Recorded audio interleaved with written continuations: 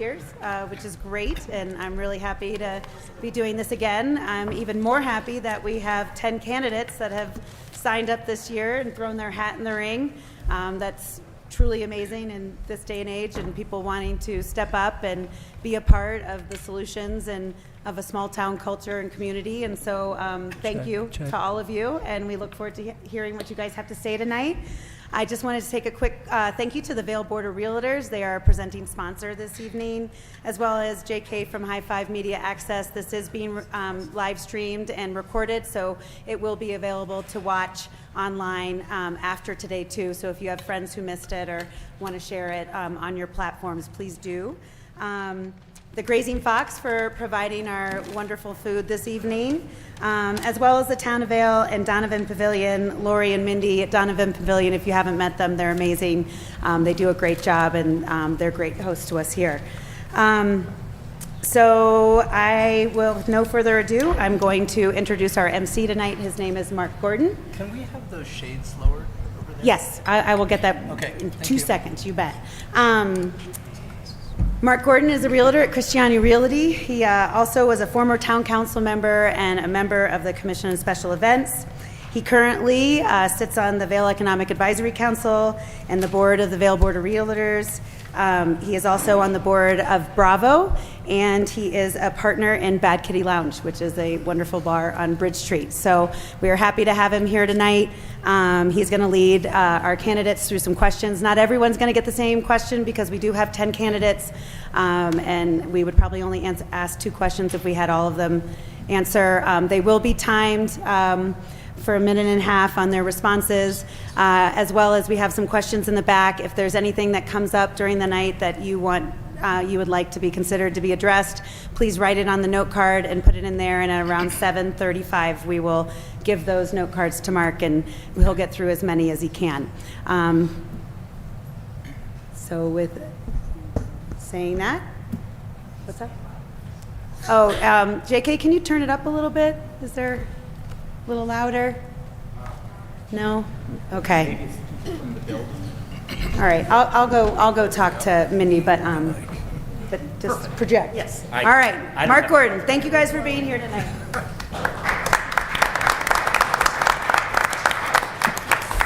Thank you for coming. And I thought what I would do to start off with is give a good chunk of the room a really good piece of news, which is I am not running for council this year. So. Perfect. So just to give a brief introduction of what we're going to do. For years, I've been somewhat frustrated with the forums, although this is a great place for us to meet the candidates. It hasn't always been the best place to differentiate between the candidates, as someone who's sat there and there. So I decided, with the help of the VCBA, with Vail Sticky, and with High Five Access Media, we came up with the idea of doing this as a job interview. So there are going to be questions that are typical job interview questions, not just Vail issue questions. Because it's really important with the issues that we have coming up and that are always facing this town to make sure that we get the most effective and best town council members and the best leaders in possibility. Unlike years past, the candidates have no idea what questions I'm going to be asking. They don't know topics, they don't know anything. But what they do know, and I want to tell you this, is that last week we conducted 10 interviews, 15 minutes apiece, that were great interviews that are going to be on High Five Access Media coming up next week. Those interviews were more, what's your name, where do you live, when did you come to Vail, that sort of stuff. Why are you running? So we are not going to waste the time tonight with 10 candidates in only 2 hours going through that. So what we are going to start off with is I'm going to give each candidate 30 seconds to introduce themselves. And we will start with, that's you on the end, Reid? Down that way.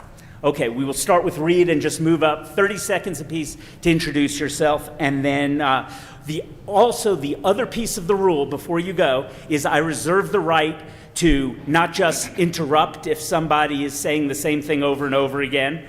I also reserve the right to ask follow-up questions and to ask for more specificity. Reid. 30 seconds now. All right.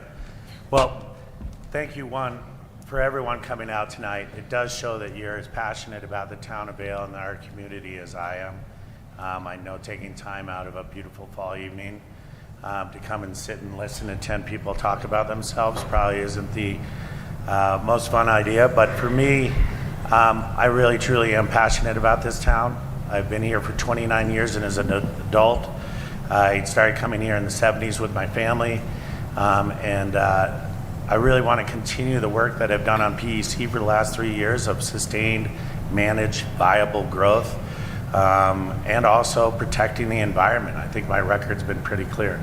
So thank you again for coming out, and please vote for Reid. I'm next. Good afternoon, everybody. My name's Dave Chapin. I'm asking you all to vote for me because I've got experience in this realm. Most of you know I was on council for 8 years. I served as mayor for 6. I was on various boards before that. I'm in the villages. I'm at town-owned facilities. This is how you listen to your constituents. This is how you see them. This is how you learn what's going on in town. I'm open to new ideas. Best idea we ever got, in my opinion, was from a 15-year-old at one time. That's for another time. But we need to get back to guest experience in the town of Vail as well. You know, that's a business model that has to be a priority. It leads to economic vitality, which leads to quality of life for all of us. And, you know, let's be aware of our brand. The Vail brand is so powerful. It's viewed as an industry leader. I've represented that brand locally, nationally, statewide, even on a world level. And when you go places and you mention Vail, people recognize it. We don't need to lose that. We need to always remain at the top of the field, and I think that's 30 seconds. Thank you, former mayor. Good evening, everyone. Christine Santucci. So glad to see everybody here. I've really enjoyed getting to know more people in the community, and can't hear me very well? Okay, thank you. Okay, is that better? Wonderful. Okay. Again, Christine Santucci. My experience, what I'm bringing to the table is I worked in finance for 25 years. Particularly, I worked in municipal bond finance. So what does that mean? I worked with state and local governments, cities, to help them finance projects, whether it be a library, something for their school, water and sewer, anything. I've worked on all types of projects across the country with Citigroup. I stayed in that and also worked pretty aggressively in affordable housing. So what I'm hoping to bring to the community is a focus on what I think we need most right now, which is a real focus on affordable housing in our valley. Hi, my name is Dave Tucker. I moved here 10 years ago playing music at Pepe's. I was hired with a job and housing, and through that time I've really gained a perspective about what it means to be someone that struggles to stay in a place they love. And I'm getting involved because now as a business owner in contracting and building, I know what tough time it is to find people with skilled labor that want to live here and participate in community. And so I hope that you can appreciate that I may not have the experience of some of the people sitting up here, but that I bring a really strong perspective. So vote for Dave Tucker. Hi, my name is Brian Sipes, and I also, of course, thank everyone for being here. It's nice to see everybody out on a weeknight. I moved here almost 30 years ago, like many people, fully expecting to swing chairs for a couple of seasons and then move on, but looked for an architecture job, and I was lucky I found one. I was also lucky enough to buy a condo, and then I was able to get married, have a child, and we're raising our family here. I think the vision of the founders of Vail, can you hear me? The vision that Vail represents, going all the way back to the founders, is what's absolutely necessary, and I'll say more, and I'm going to stick to my time. Hi, I'm Samantha, or Sam Biszantz. I am really grateful for the opportunity to be running for town council. Thank you all for being here as well. I'm running because I think I have both the experience and the gumption, if you will, to do what this town really needs right now. I own 2 bars in the village, Root and Flower and 2 Arrows. They're like old news now, but at the time they were pretty cool. And I think I, on a daily basis, show both fiscal responsibility and visionary courage. and I really think that's what our town needs. Thank you. Hello, thank you all for being here. It's just been so beautiful the last few days, and this is really why we're all here in Vail. The first time I was in Vail was 1975. I spent the night on a cement floor at a friend's condo, and about 2 o'clock in the morning, 5 more people walked in the door with their sleeping bags looking for a spot. And I go, this is where I want to be. So fast forward to 2014, where I retired and moved to my second home up here, and have been here full-time ever since. I've always been active in local politics, on homeowners associations, and holding office is an act of service to the public, not just for those who share your views and vote for you, but for the whole town of Vail. Scott McBride. I've got the 4 Ps tonight: pragmatic. There's way too much divisiveness in our world right now, certainly in politics. I'd like to avoid that. I'm a lawyer by training. Please don't hold that against me. But I've learned that trial is the punishment for unreasonable business people. And that's, one of the things I bring to the table is let's be practical about things. Let's come to agreement on things. Preservation, let's preserve the beauty that we have in Vail. Pride, let's take pride in Vail. It is a great brand and recognized worldwide. And also perspective. I've been coming here for 40 years as a visitor, 20 years as a part-time owner, and then 4 years as a full-time owner. Thank you. Good evening. My name is John Rediker. I moved to Colorado in 1994 when I graduated from college. I lived in Telluride, a number of other ski towns. I started out like some other people in a house with 8 people and 6 dogs, and fell in love with the mountain lifestyle and have primarily lived in small towns ever since then. In Vail, I moved here in 2007. I met who is now my wife, Kim. We raised 2 kids in town. I know what it's like to be a normal working family in this town, how difficult it is to raise children here, and the importance in housing not just a workforce but families in our community. I've served on the Planning and Environmental Commission for about 10 years, 4 of those as chairman of the commission. I've been elected to the VRD Board of Directors, as well as serving on the Design Review Board and the Vail Local Housing Authority. I know our government very well. My platforms essentially are fiscal responsibility, continuing to tackle environmental issues, as well as our housing issues, focusing now on affordability of housing and housing families in our community. Good evening. My name is Jonathan Staufer. Thank you very much for coming this evening. I was born and raised in Vail. I've lived here all my life. I've been a business owner, community and environmental activist, and for the last 2 years, I have been honored and humbled to represent you on the Vail Town Council. I feel that the last 2 years have been very productive from a council standpoint. The Destination Stewardship Program was completed. The residents of Mainvale was completed, and the sheep are still here.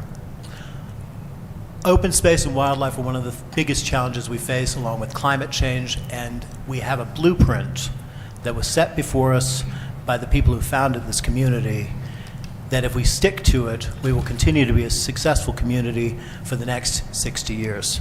And I hope you'll let me continue representing you on the Town Council. Thank you. Thank you, and thank you, candidates. It's what they are doing is very difficult. Being at the forum is difficult, and then once you get elected, it is a rewarding job, but it is incredibly difficult. So thank you very much for stepping up, working for our community. And along those lines, if there are any former council members here, please stand up. You guys deserve an applause too.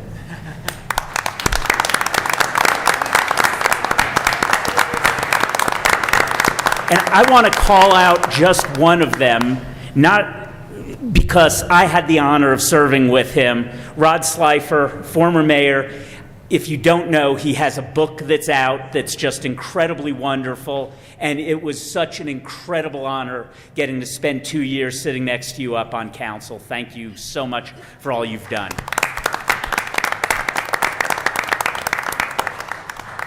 Okay, let's get into the meat of it now.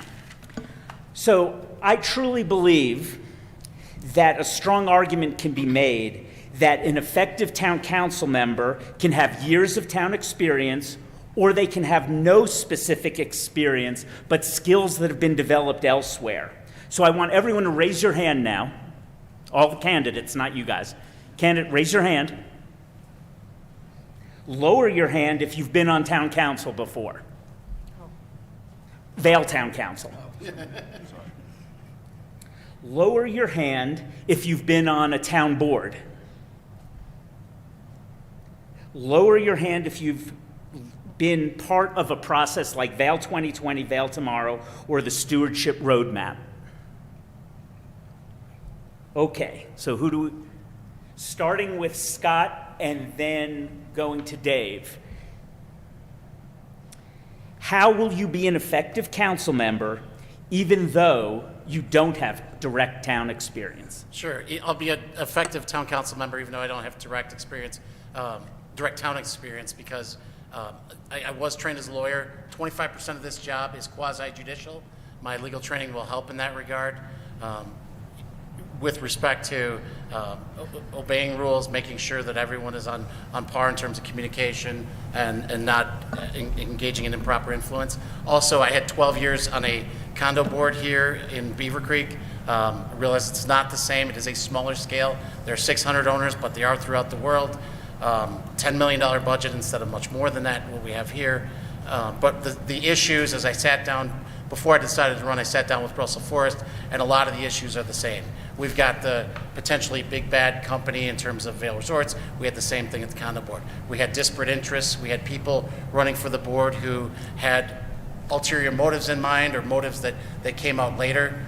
Certainly that's something to avoid. So my experience on the condo board was extremely helpful. And also, one of the things I learned is that this job is about 85% customer service. I've been in customer service my whole life. I started caddying when I was 10 years old in Minnesota, and I've been did that for 8 years and been practicing law for 25. And that's my answer. Great. Dave?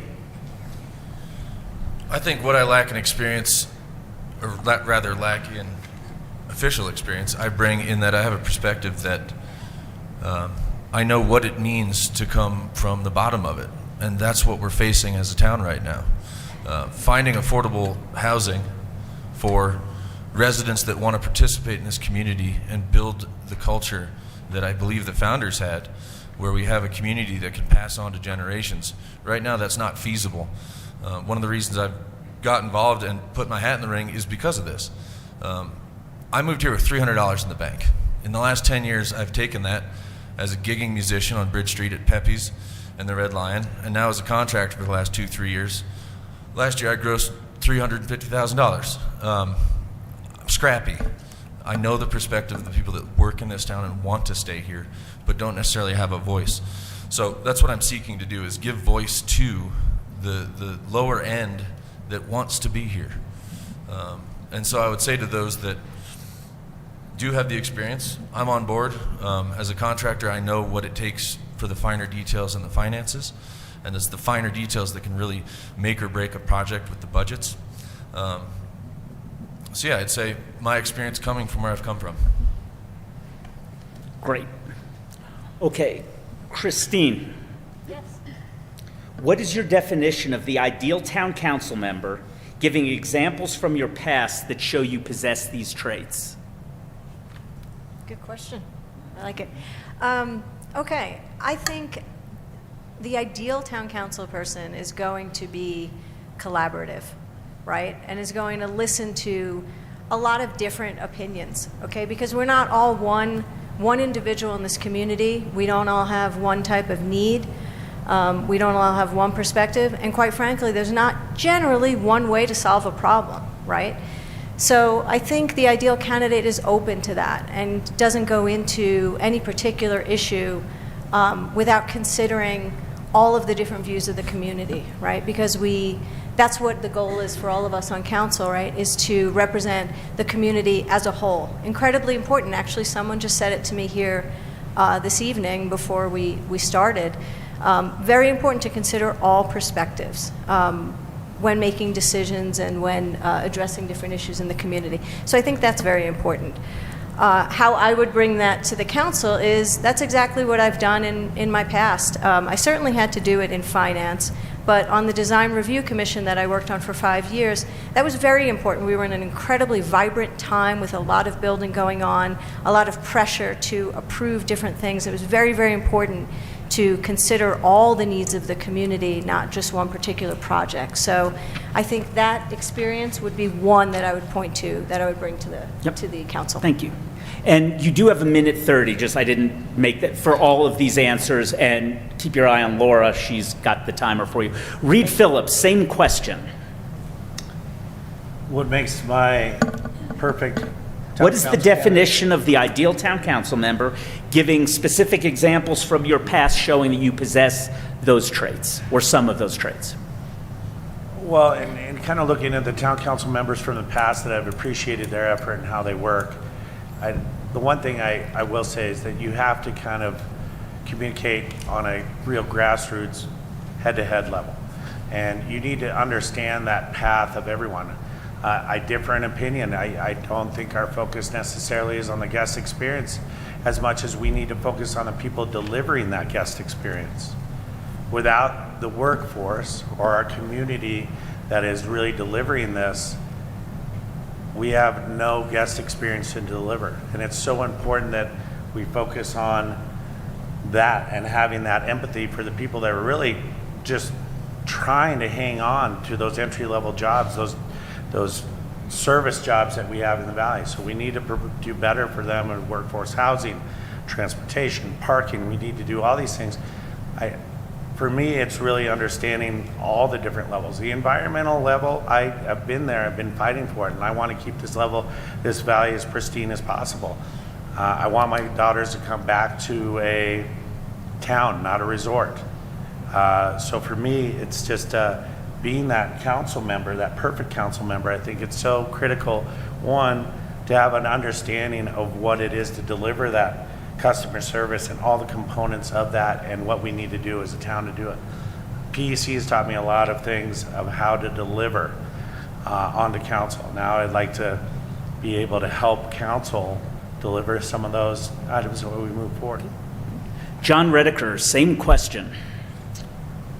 I think more than anything, what makes the ideal Microphone, please. Oh, I apologize. Someone who knows how to speak into a microphone.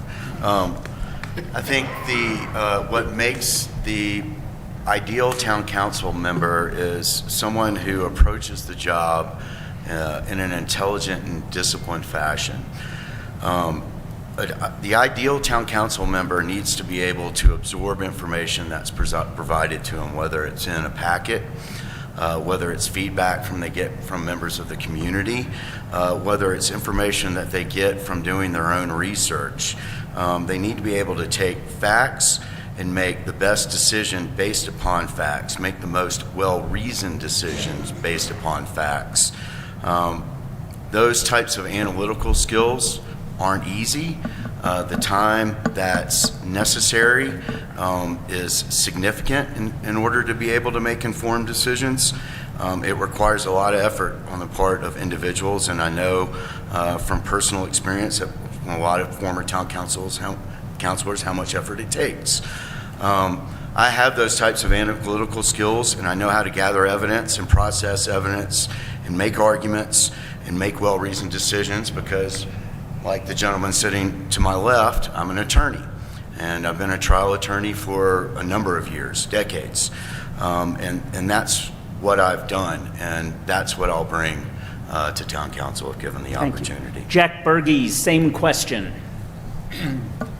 The question again is? The question is, what is your definition of the ideal town council member, giving examples from your past that show you possess these traits? The mark of leadership.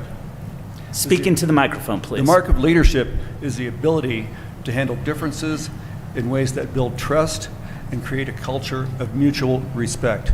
This is the way we can work together to move forward.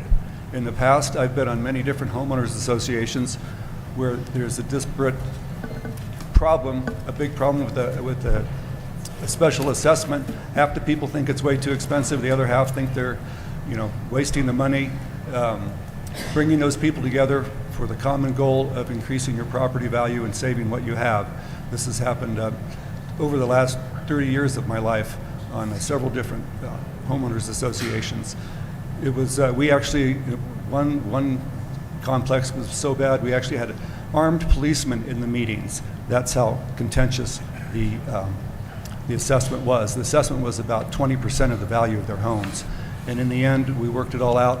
The values of the properties more than doubled in value after the assessment was finished. And also, my experience as a mortgage broker, did that for 25 years. When I lived in Vail, I helped many people get their first-time loans here. I'm also a landlord for many, many locals, and I help them buy their first home, and I know how it is for their, just having locals housing is really the most important thing. We need that for our workforce here. But to make it affordable is the most important thing. There's a lot of employee housing units, they're just not affordable. And that's really what I want to work for. So, thank you. Okay. I like this question, so I'm going to go with one more person at least. Jonathan Staufer, your turn. Ideal town council member, giving examples from your past that show you possess these traits. To those of you who have served on condo boards, this is easier, actually. So that's like herding cats. I think the thing to keep I've tried to keep in mind, I know a lot. My family's been here since the first winter. Both my uncle and my father served on the town council. And what I keep in my mind, and what I decided to keep in my mind, is I may know a lot, I don't know everything. And I'm up here serving all of you. And so I listen, and I think I've been very reactive and very approachable. The thing about this job is that you go into it with certain plans and you have ideas of what you want to get done. And you end up spending a great deal of time on things that you never even thought about before. And that has been both rewarding and that's been one of the most rewarding things about serving on this board. Okay, we're going to move on. Brian Sipes. What the last question? Can you describe? Can I have the last question? So actually, as a surprise to you all, at the end, I'm going to give you a chance to answer a question you didn't answer, or to change an answer that you had already given if you learned something while you're here and you want to make a change. All right, so that's only because we're generous.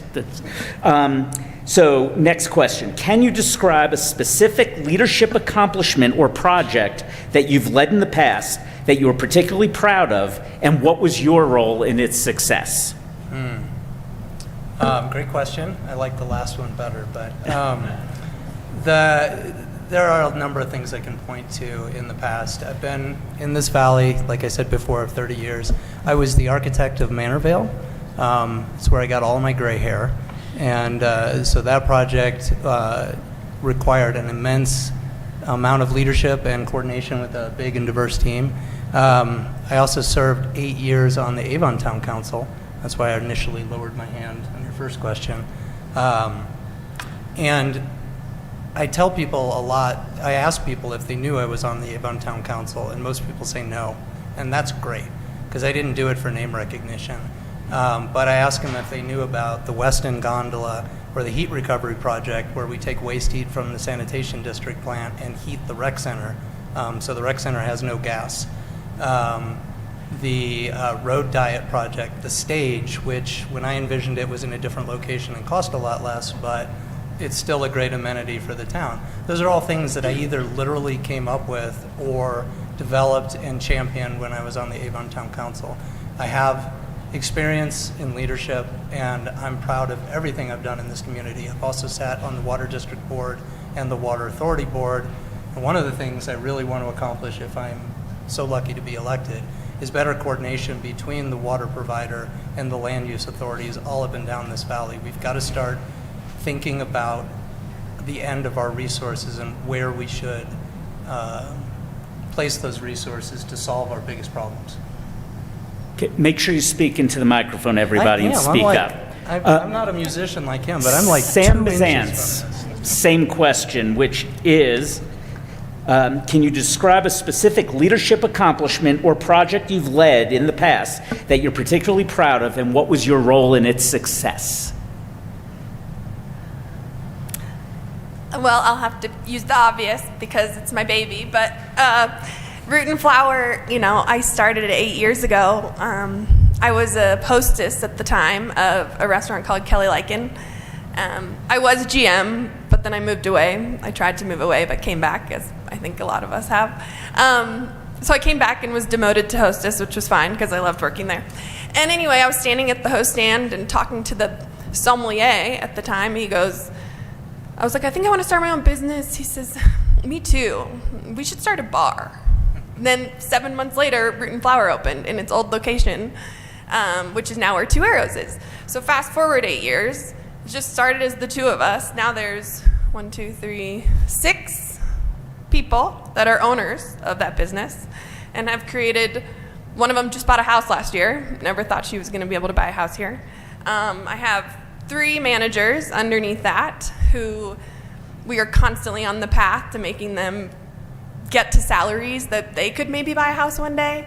I provide travel experiences. I've told a few of you, I just got back from camping for 2 nights in Hotchkiss with them. We've taken them to Spain, we've taken them to Mexico. I've done all the things that I think the business owners and leaders in this town really need to do, create opportunity for people to really believe and actually get the opportunity to build and create a life here. So I'm really proud of that every day. Thank you. Dave Chapin, same question. I point to a couple things specifically. I'm very proud of what we were able to accomplish on a couple things in our villages. Number one is our dismount zones. I think that was a necessary safety thing for the community. I was somebody that saw these new e-bikes and everything coming wheeling down the street. I'm so happy we didn't have a serious accident, at least that I know of. Our loading and delivery platform that we're now using, I think, has been a success. And I'll say something about the dismount zone and the loading and delivery. I know they're not perfect for everybody, and some people do have some hesitancy with them, but I think for the betterment of the community, they're both great. I'm very proud of what we did for Gore Creek, for the cleanup on Gore Creek. I actually went fishing the other day for the first time in a while and was impressed that the fish were much healthier than they were the last time I went fishing about 7-8 years ago. And I'm really proud of the housing initiatives that we created during my time on council. I think we set a nice platform with the Vail and Deed program, amongst others, and I credit the current Vail Town Council for taking that lead and probably even putting the hammer down better than we did at my time at councils. And I look forward for the opportunity to create, keep that momentum going. I think it's very important. We've got some great opportunity in front of us. Granted, most of it unfunded right now, but we'll figure that out going forward. And that's what I think I can bring to the council. Those are the most significant things I can think of, Mark. Great. Next question. I want everybody to be prepared to answer it because we might go down the whole line, or we might just call on a couple of you. And soon I'm going to have you raise hands, and we'll see. The person who doesn't raise their hand is probably going to get called on. So we'll see. So ethical leadership is paramount for a council member. Can you provide an example of a situation where you had to address an ethical dilemma in a previous board role or job, and how did you handle it? Scott McBride. Sure. How long do we have to answer the question? These are all 1 minute, 30 seconds. Thank you. Okay. Ethical leadership and a specific example? A specific example of an ethical dilemma, and how did you handle it? Sure. Ethical leadership is something I've got experience with. As a lawyer, we are required to engage in the ethical practice of law. It may surprise some of you, but that requires us to abide by very strict rules, and also to, even when we represent one side or the other, we have to be fair with the other side. An example where I've dealt with an ethical issue and showed leadership in that regard is when I was on the board of a condo for 12 years. There was another board member who would repeatedly seek and curry favor. And you have to understand the dynamic we had too, right? We had a management company and then the condo board. and the management company sometimes feels beholden to and looks up to the condo board, and these are the people that, that decide what our salaries are, or at least have some influence over that. And this person who was served on the board with me was always looking for favors, was always looking for freebies, was always looking for handouts, take advantage of the role of board member, and that certainly wasn't acceptable. To the contrary, we had to do the opposite. And so, that involved things like meals that were expensed. That involved trying to get extra nights for free. That involved trying to get the nights that you do get to get a better rate. And these are just not acceptable things. So I dealt with 2 leaders at the company. I dealt with the general manager that he dealt with, and then also the general manager's boss. We dealt with the situation without having to embarrass this person. We dealt with the situation without having to tell them to confront them. But with the 2 people involved, we addressed the situation, nipped it in the bud, and it did not rear its head again. Christine Santucci, same question. I had 2 different examples I was thinking of, and one of them was really based in finance. And sure, that's obviously something that's going to, a lot of my decisions and how I'll work through issues for town council, if I'm fortunate enough to be elected, would be based on that. But I want you to know something about me.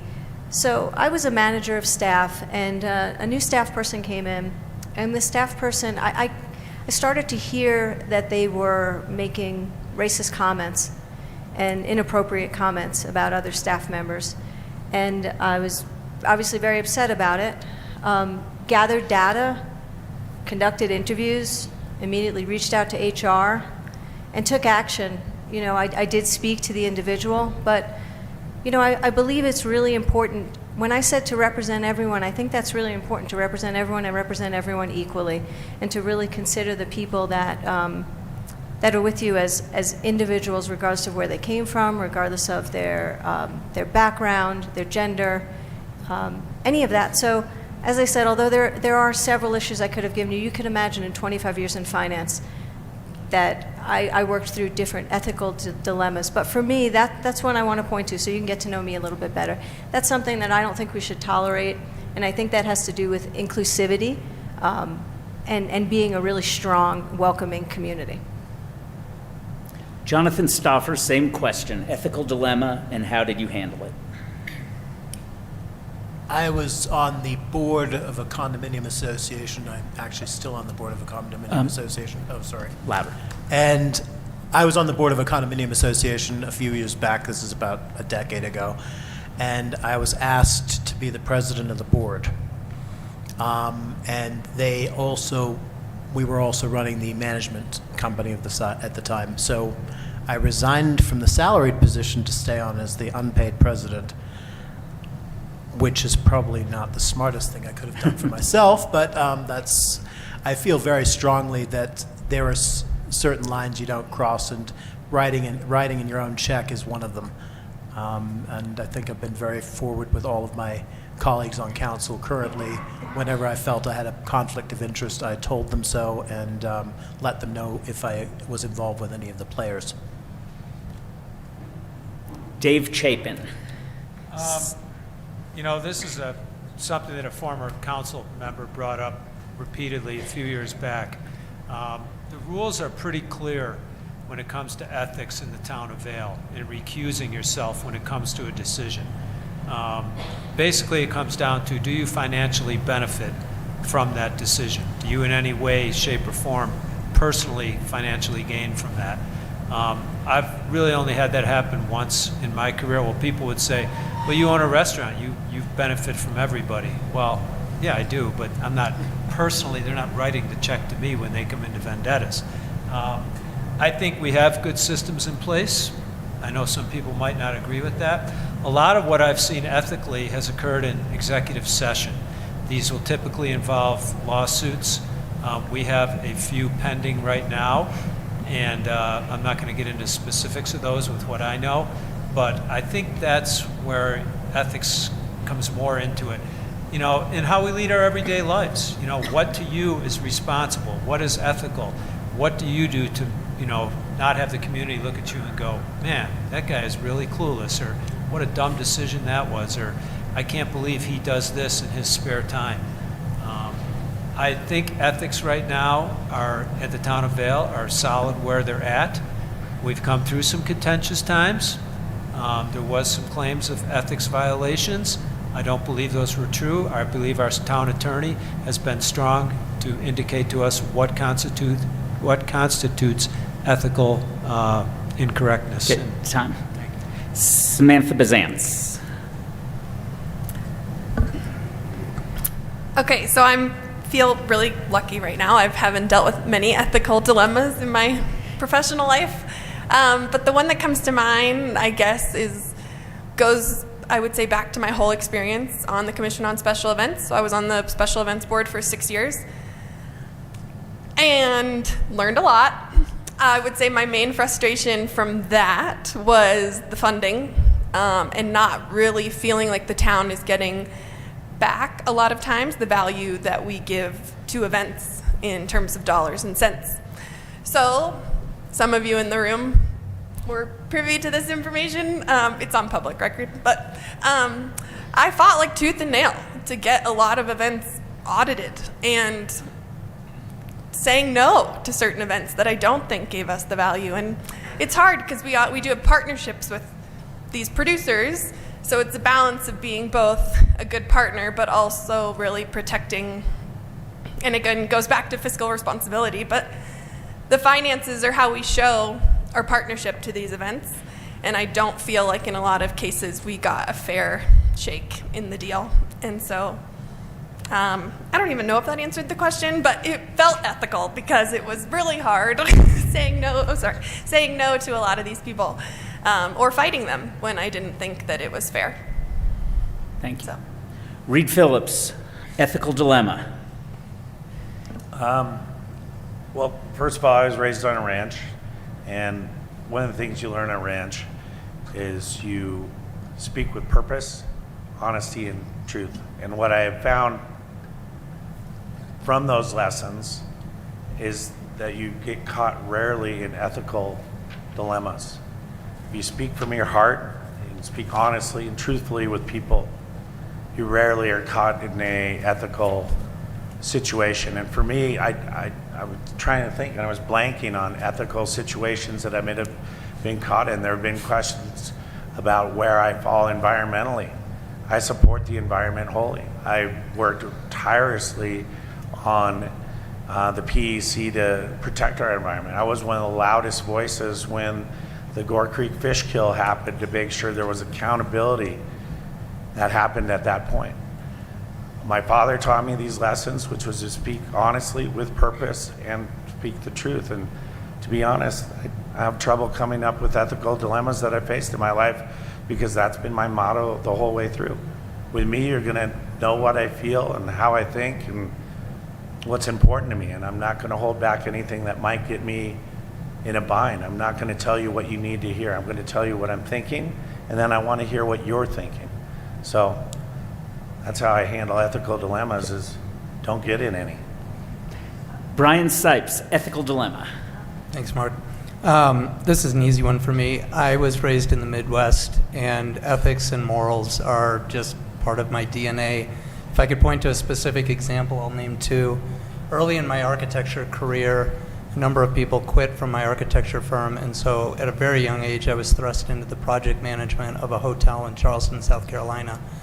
And nearing the end of construction, there's a performance clause. So the contractor stood to gain $6,000 per day for every day he was early. So I was called down there to do an inspection, and they were done. They were done a week and a half early. And the owner was beside himself, and he did not want to pay. And he called me into the trailer, and I'm like all 27 years old, and he threatened me. He ended up throwing a 3-ring binder at me, but I stood my ground. I said, no, they're done. They're done. You own the money. And I was scared, you know what, and but I walked away unscathed. And then the other one was when I was on Vail Town Council. The firm I worked for at the time, we did a lot of work for East-West Partners, and it was at the time when the Westin was being developed.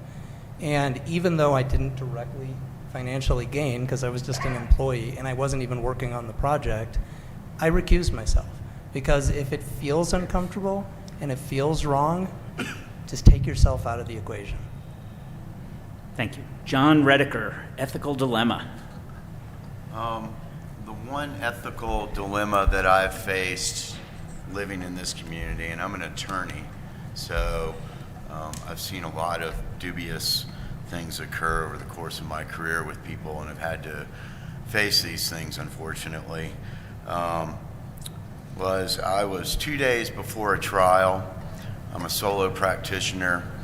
I've got putting together all of my exhibits. I'm bringing in my witnesses and going through my lines of testimony with them. And one of my witnesses brought in a document that they had, we'd gone through discovery where you're supposed to disclose all relevant information to the case, whether or not you think it's relevant. It could possibly be relevant. It's your obligation to disclose to the opposing party. And in my preparation 2 days before trial, one of the representatives of my client shows up with a document that was, all I can say is it contained facts that were unfavorable. When I brought that to their attention, I was representing an HOA. The board members, more than one board member, looked at me and told me to bury the document. We would have won the case if I had buried the document. I'm 2 days before trial. I'm owed over $100,000 in legal fees, and I'm asked to lie to the court. I didn't.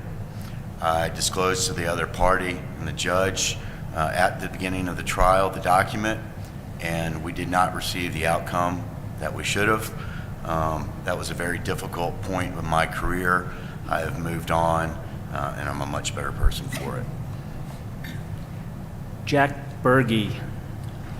Well, that's a good one. I'm so lucky, all the homeowners associations I've been on. Speak into the microphone, please. I've been so lucky with all the homeowners associations I've been on that there really wasn't any of those instances that other fellow people mentioned. But as a mortgage broker and a landlord, boy, there's been many, especially as a mortgage broker on a, I wouldn't say daily basis, but monthly basis. People wanting to submit false documents for, for their income. Of course, that's a simple one. But of course, you can't do that. You just can't do that. And I feel strongly about that. If you can't afford the place, you shouldn't be able to buy it. The other ethical issue, and being a loan officer during the heyday, everyone was doing these subprime loans. And all these lenders would come to me and say, "Oh, Jack, you need to do these, high interest rate loans. You can make tons of money." And I'm like, "No, these are the people that can least afford it. That's the last thing I want to do, is get someone into a house that they can't afford just because you're going to make a lot of money off of it." That was just, reprehensible. Also, then as a landlord, there's so many tenants have given me stories of just awful things some landlords have done just to take advantage of these people that can barely pay their rent. And I never did that, and I'm known as one of the best landlords in town. Just ask my tenants. But those are my experiences.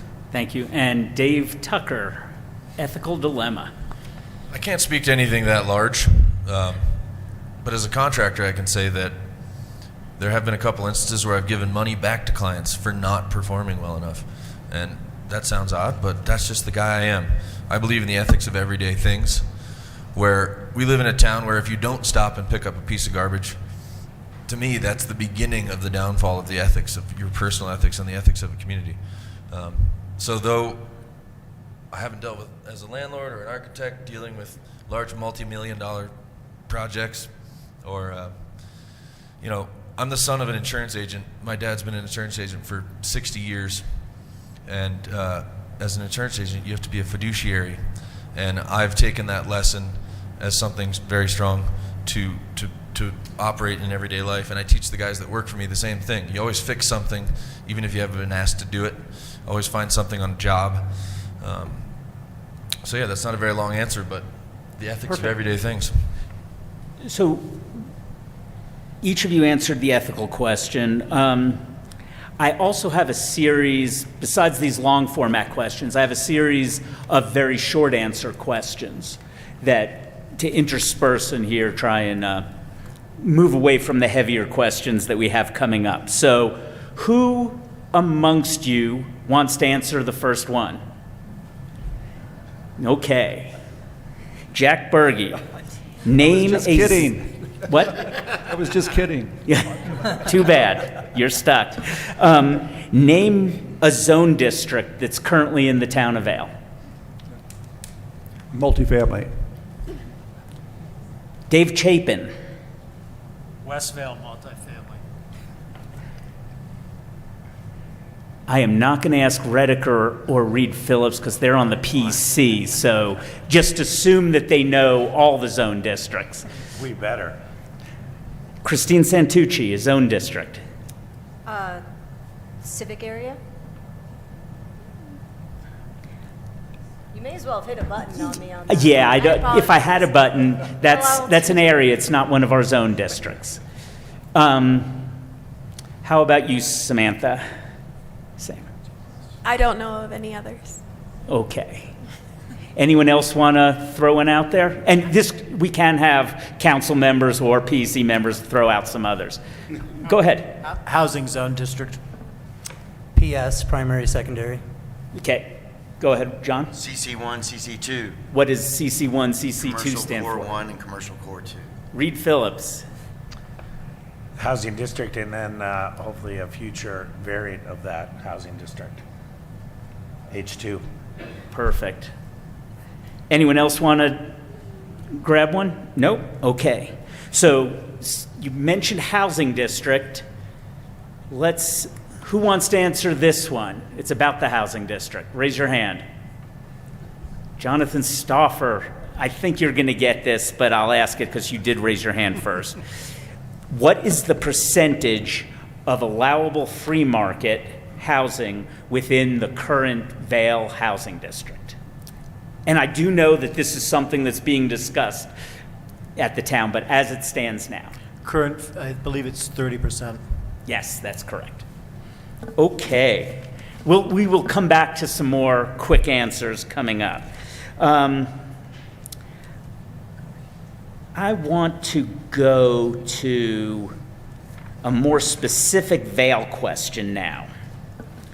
So this is a question that came in from social media, and I am going to go to Dave Chapin. What are your thoughts on lifting the weed moratorium in the town of Vail? Weed? Yeah, weed, marijuana. Marijuana. You know, I was just talking about this one the other day. I believe in the legalization of marijuana. I don't believe the town of Vail right now, we need to have retail marijuana shops within the town of Vail. Most of our hotels, most of our marijuana businesses down at the Green Smile, as my friend Bob Armour always called it, not the Green Mile. You know, the hotels will take you there. You can get weed. Weed's been readily available in Vail for a long time. I can tell you as a bar owner, the last thing I want is somebody having a few drinks and then walking over and getting an edible or a joint or whatever they get. And you want to see people get wasted? Wait till you see them then. The other thing I feel about that is when mom and dad, even though they're from Manhattan and their kids are 12 and 10, they've seen it all by the time they're 12 and 10. When dad's on his family ski vacation, he doesn't want to walk by a pot shop and have to explain to his son or daughter, even though maybe mom and dad are burning one at night out on the deck when the kids are in bed. But I just don't think that it fits our brand right now. Our brand is slowly morphing to more of a family brand. That's a whole nother discussion. But I am not in favor of weed shops in Vail. If we were going to have them, I think the West Vail commercial area would be the place. I just feel right now with our guests and how important our brand is, and I know marijuana is accepted federally now, or starting to get accepted federally, and I am in favor of legalization. I just don't feel that it's necessary in the town of Vail. Thank you. Does anybody have a different answer? Really? Brian Sipes. I'll take a stab at that. It's lost its stigma. I'll say that. And so, like anything, I think it's a matter of moderation. Everything is okay in moderation, and I think it's okay in certain areas. We have lots of zone districts, as you just asked about. And so I think the real question is not should we have it anywhere in the city limits, it's where would it be appropriate? Perfect. Okay, this is going to be a hand raiser, but not speed hand raise. So I want, this will be, everyone raise your hand if you have had, since you've announced or thought about running for council until today, that you've had a conversation with town staff specifically about the town of Vail budget. Okay, so put your hands down because I had a tough time seeing everybody. Raise your hand if you've not had a conversation with town staff about the budget. Okay. Since we announced. Since you've started thinking about running with Are you council. going to ask me if I'm familiar with the town's budget?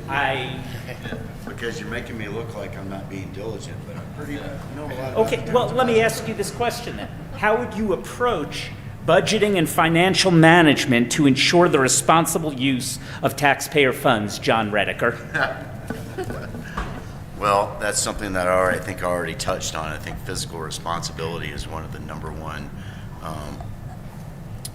or it should be a number one priority for town council members.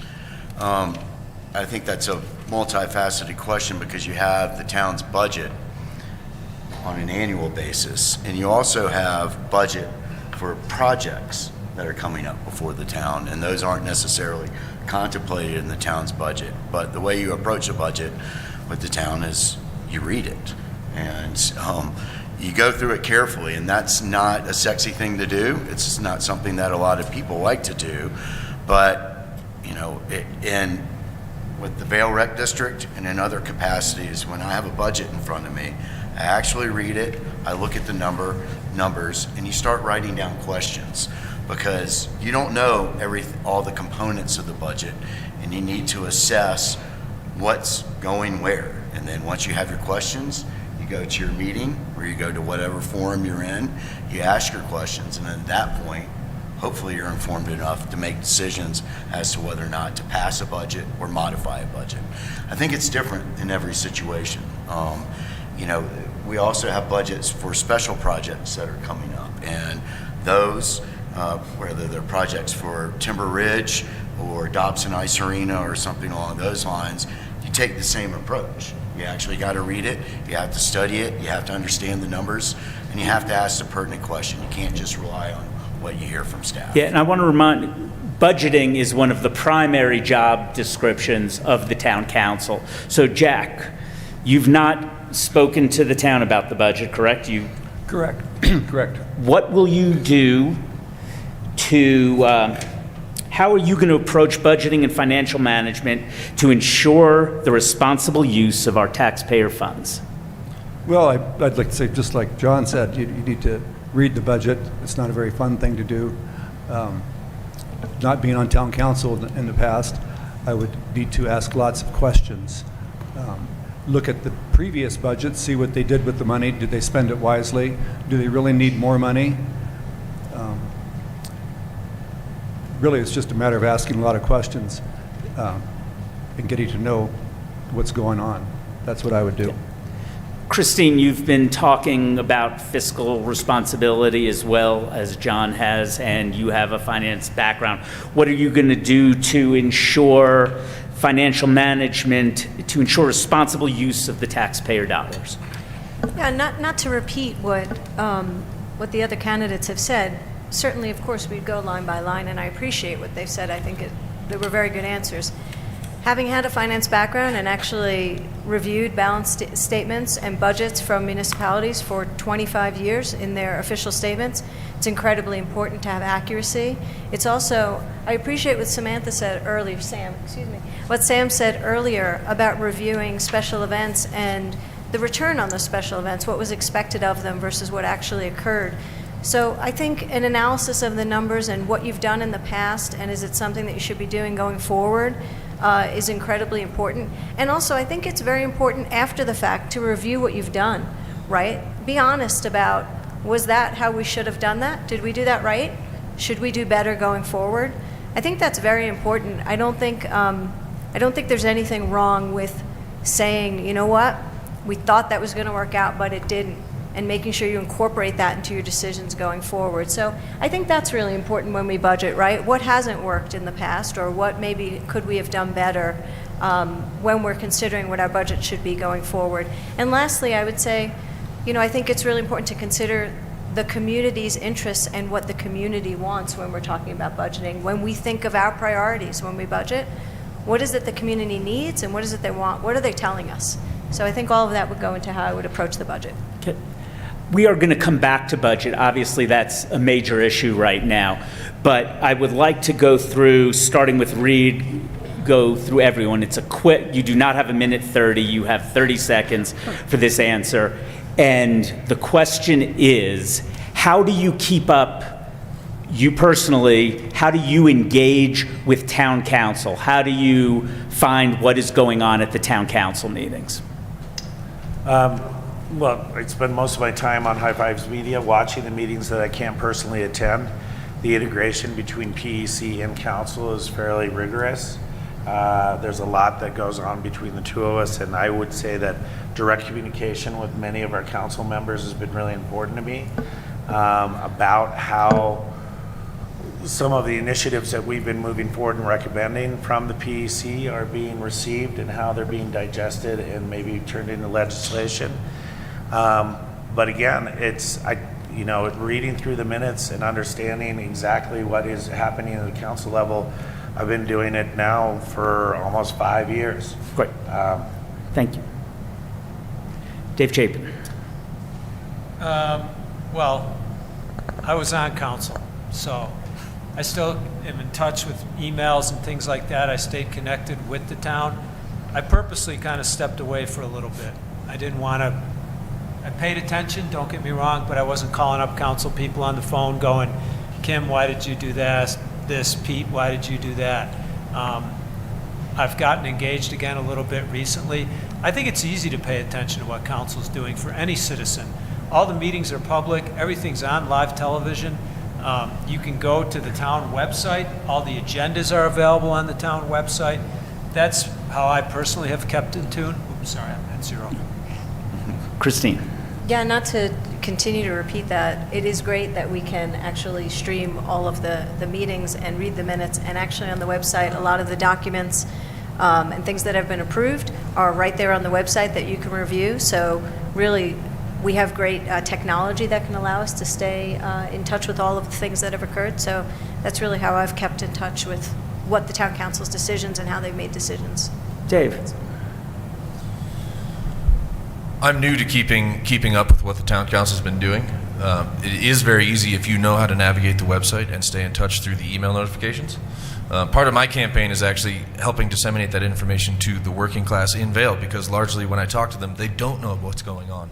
And though it is easy, there's a lot of information, and if you don't have time because you're working 3 jobs, you really want to know action items that you should be participating in.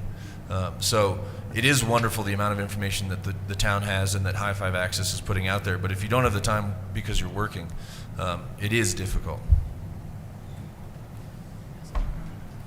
I won't repeat what everybody else said about it being easy, but it is easy. Everything's online, and maybe I'm a glutton for punishment, but I mostly read agendas and meeting notes, and any true leader is not a micromanager, so I skim and I look for the hot button issues.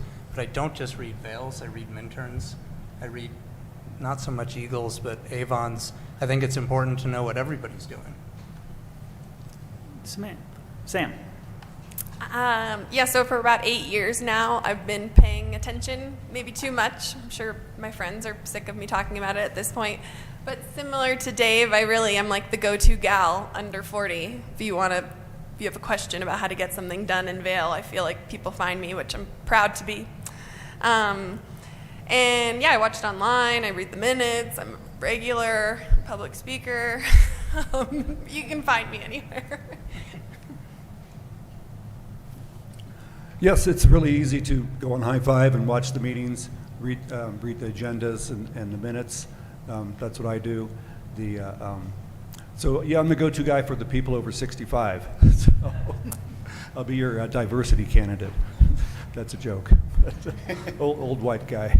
But anyways, what's really important is, how many people are going to be affected by these line items.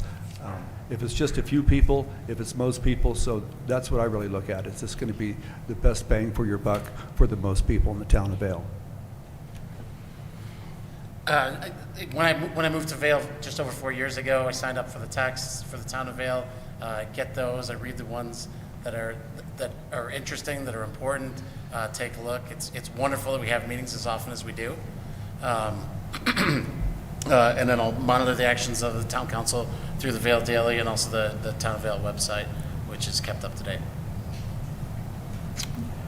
I read council's agendas every 2 weeks when they come out. I read the minutes of past meetings in conjunction with that every 2 weeks. And I participate fairly often when I see issues before council that I would like to provide public comment. And then occasionally watch things on tape, but not all meetings.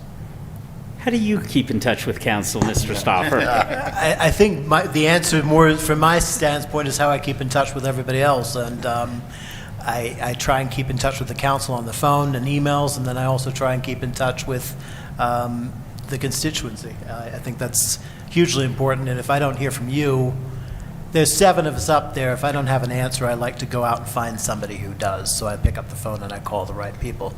Perfect.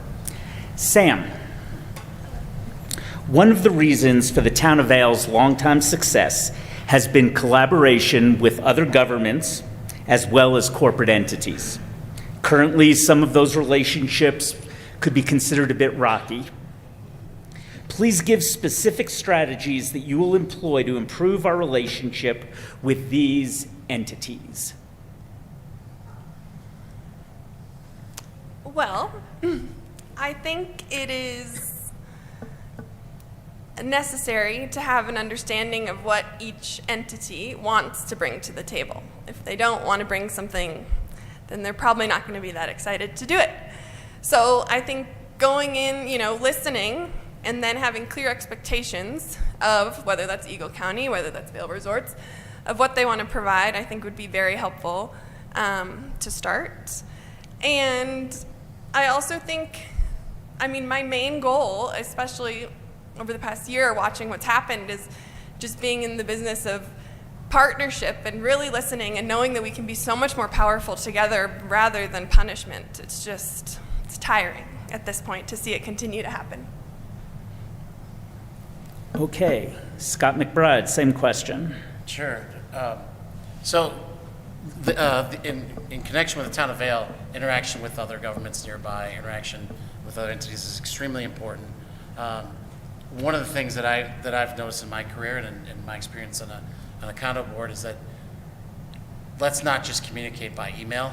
Let's sit down face to face. Let's go have a cup of coffee, have a lunch. It's much easier to be impersonal. It's much easier to be confrontational. It's much easier to blow up at someone by email than it is when you're sitting down face to face. People have a tendency to be much more reasonable. So the face to face meetings are very important. Jonathan Staufer gives specific strategies that you will employ to improve our relationships with other entities. Well, I think the biggest problem, and I think, let's face it, the 800-pound gorilla in the room is the 800-pound gorilla. And when I refer to Broomfield, I'm talking about not the people who run this hill, who I have a great deal of respect for and who run the best ski mountain in the world. I'm talking about the people who view Vail as an asset and that they view us as an asset. It's very, very difficult to have a relationship and to dance with somebody when there's nobody else there. And we've spent the last couple of years learning that the hard way. Reid Phillips, same question. I think it's, again, really important to reach a position of an equitable relationship. whether it's with Eagle County, because Vail, town of Vail, is the #1 economic driver. But we've not always had an equitable position with Eagle County when it comes to public funding and resources. The Vail Resorts question is a great one, and where are we going to go once Booth Heights is done? And we need to repair that relationship because they're their biggest employer in town. They're our #1 stakeholder. We need to find a way to work together, work towards an equitable relationship with that company. Dave Tucker, what strategies will you employ to improve relationships with these other entities? Buzzword that goes around right now is OKRs, objectives and key results. I think using that framework that pretty much everyone in the business industry knows about is a great start. That's not emotional and is very straightforward in terms of identifying those things where we agree, so that then we can get down to positioning ourselves to accomplish goals based on things that will lead us to that end. And then along with that, as a band leader and a guy that works on a construction site with subcontractors and all sorts of egos flying all over the place, having read a book called Nonviolent Communication really helped me figure out how to talk to people when egos are flying high. Great. Okay, so on council, there are times where the vote is 6-1. Raise your hand if you have the courage to be that one. Everybody. Okay. I knew that would be the answer. So, that being said, how many times will it take being the one vote against 6 other people that you finally decide that maybe you're not the best at building coalitions? And how are you going to go about improving your coalition building and your collaboration skills? Reid Phillips. Again, it's just working straightforward, one-on-one with people and building those relationships and advancing that kind of trust between each other that you're going to do the right thing. The one thing to remember on council is you're not representing yourself. You're representing the people in the room and the community. And you need to stand by that. And if you're the one outlier, make sure that you're representing the outliers in the community that are going to support that decision. You need to put your ego in check when you go into town council chambers. It's about the community, it's about the people who live here. Christine Santucci, same question. Collaboration is key, and I think Reid just said it really well, actually. But collaboration is key, and I've had to sit at a lot of tables with in finance with a lot of other suits, making decisions and sometimes standing up for what I believe was right. But again, as I said earlier, I think you have to always go into it with an open mind and make sure that you don't have your decision made already before you walk into a room, right? So if it came to the point where I continuously was I was the one, assessing where I'm coming from and being self-aware about why that's happening and why I am not in accord, because it could be fine. Quite frankly, I could be representing the community and maybe they aren't. But it's a little bit of a trick question. Yeah, making sure I'm self-aware enough to know why I'm not one. Brian Sipes, same question. It's a really interesting question. On the coalition side, I would say that the first thing I would do is do a little soul searching and make sure that I'm looking at the problem correctly and understanding the facts. Nobody has license to the facts. Like the facts are the facts. And so if I, after that, look at them and think, I'm looking at the facts correctly and everybody else isn't, then I would work from that position to try to change the opinion. And then it's a funny thing about councils. People change every 2 years. So sometimes you just got to wait it out. And then that's what happened to me in Avon. And in 2 years, all of a sudden I was in the majority and we got stuff done. John Rediker. From my experience on the Planning Commission, you can actually all go back and look at the tape from yesterday. I was the lone dissenting vote on 2 agenda items, both of which agenda items I generally supported, but due to facts that were being presented to me, I couldn't, in good faith, vote for them to pass. And I think that what's important about these boards, and if you're the one dissenting vote, is, we need council and boards with people with different perspectives. Everyone just can't do the same thing. And if you have one person that is helping stimulate debate or stimulate conversation, that's a good thing. Great, thank you. In light of economic uncertainty and recent fiscal decisions by the sitting council, the town of Vail has more capital projects in the pipeline and more RET fund expenditures than the town has resources. How will you go about prioritizing upcoming projects, expenditures, and resources, including employees and departments, in this new fiscal environment? And I will start with Jonathan Staufer. We will have some decisions to make over the next few years, and that'll be, some of them will be difficult and some of them will be easy.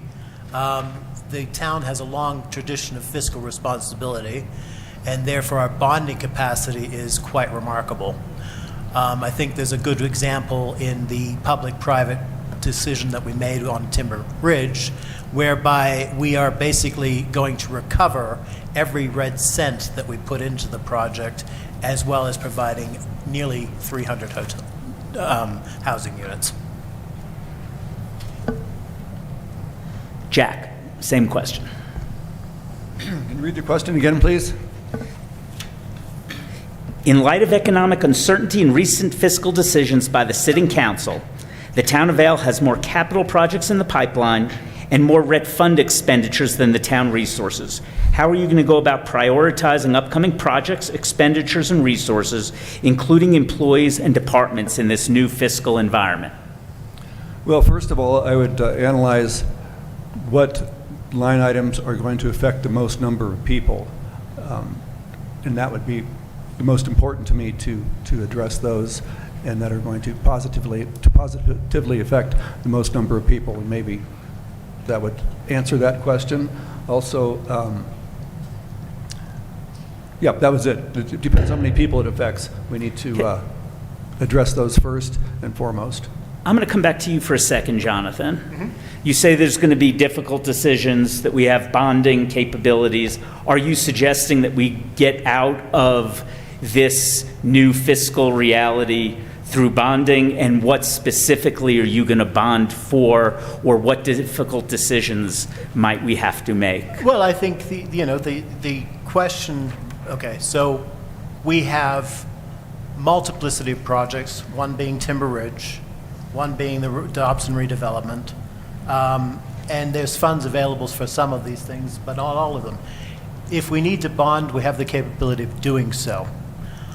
That's an option. If we need to do some belt tightening, we have the capability of doing so. And I think these are things that the council, currently and the councils going forward, will have to think about. But there's always a push and pull as far as what your priorities are and what you want to do and the amount of money that's available to do it. Sam, same question. Well, there's a lot of unknowns here. What happens between now and October 3rd will say a lot, or I guess determine a lot, with the county and the town.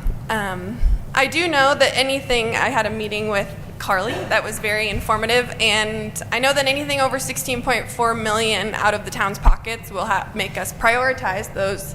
Prioritize is a nice word of saying potentially cut one of those big projects in the pipeline, which would be Timber Ridge, West Middle Creek, or Dobson. And oh my God, the time's out already. And that makes me really sad. But the conversation they had at the last council meeting about the new revenue opportunities was very exciting.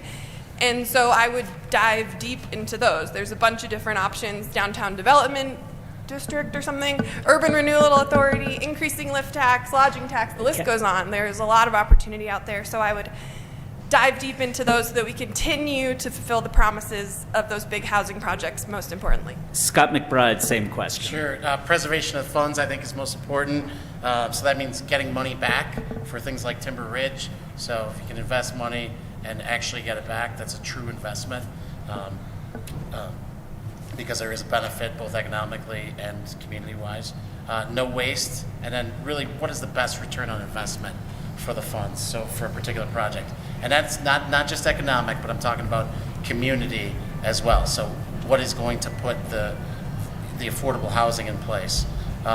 In terms of spending money we have rather than bonding, that would be my goal, is to use bonding as a last resort. Obviously sometimes it's necessary, but that's really the preservation of funds and the best return on investment. Dave Chapin, same question. Well, hard to answer that question in 1 minute, but or however long we get. Sorry, Sam, I don't know how long you got there. There's a number of unfunded projects in the town of Vail, big projects. West Middle Creek, the civic area, including possibly the municipal building, housing in East Vail, Dow Junction, the State Land Board property in Eagle Vale, Children's Garden of Learning, Nature Center, the Ford Park Master Plan. Our parking structures are going to have to be dealt with. This decision out in East Vail isn't going to break the town, everybody. It's going to require significant budget constraints, and you always have to look at what is the highest and best use, and somebody else just mentioned that.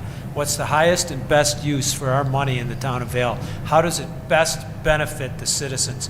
Bonding capacity is going to be huge going forward. We already have a URA, technically with the TIF over in Lions Head. The DDA and the PIF are other avenues. We may have to go down one of those roads. They do work depending how you use them. Obviously, the VRA was a great example of that, and it's going to help fund some things going forward.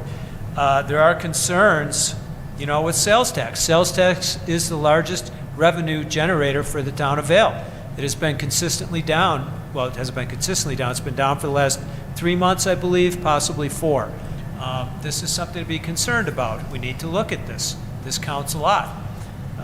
We are talking about possibly a new lodging tax, a bigger lodging tax, and I'm cut off. So, Okay. sorry. The first part of this next question, you will answer silently by using your hands and putting up how many fingers the answer to this question is. How many, with your fingers, how many employees does the Vail Town Council have? Do not look at each other, only look at the audience. Can you ask the question again? How many employees are employees of the Vail Town Council? Are these people that we would hire or These are appoint? the only employees that the Vail Town Council has that are direct reports to the Vail Town Council. So 3, 1, 3, 5, yes, 3, 2, 2, 2, 3, 3. The answer is 3. Town manager. Scott McBride, who are those 3? What are the positions? Sure. Town manager is here tonight, Russell Forrest. The town council, not the legal counsel for the town, and then the judge. Thank you. That's correct. Okay, next question. This is for Dave Tucker, starting with you, Dave. Let's be optimistic, and let's say you're going to be serving for 8 years. You're going to get elected this time, and you're going to get reelected. It's a long time. Let's say, hypothetically, that sometime during those 8 years, a new community survey comes out and doesn't align with your priorities and your beliefs. And it shows that the town has a different idea for what is good for the community. How are you going to govern if the community's priorities don't align with your personal priorities? The role of being on council to me is serving the constituency. So if the constituency changes what they want, that's the way it works. Now, if those things become ethically questionable, that's a whole different story. But I'd say at the moment, stepping into throwing my hat in the ring to be on council, I don't see town completely aligned with what the constituency wants right now. And so... Give specific about that. What do you mean? I mean, for a simple example would be a rec center. everyone my age seems to think that we live in such a wonderful place, but there's nowhere for young locals to participate using a gym facility, etc. To me, we have some pretty big expenditures coming down the pike that don't include and could include a rec center. Now, somebody could explain to me why they don't, and there may be a very good reason. I haven't found it yet.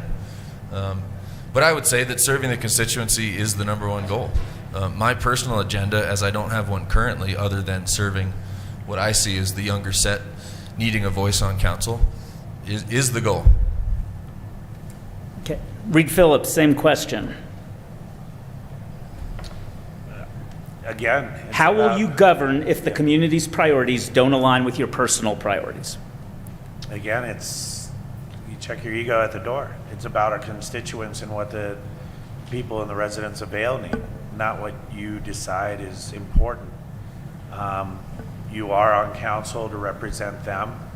You are on council to use kind of a methodical approach in getting the best you can for your residents and for the community of Vail. But yeah, if the constituents tell you they want something different, then you better listen, and that's important.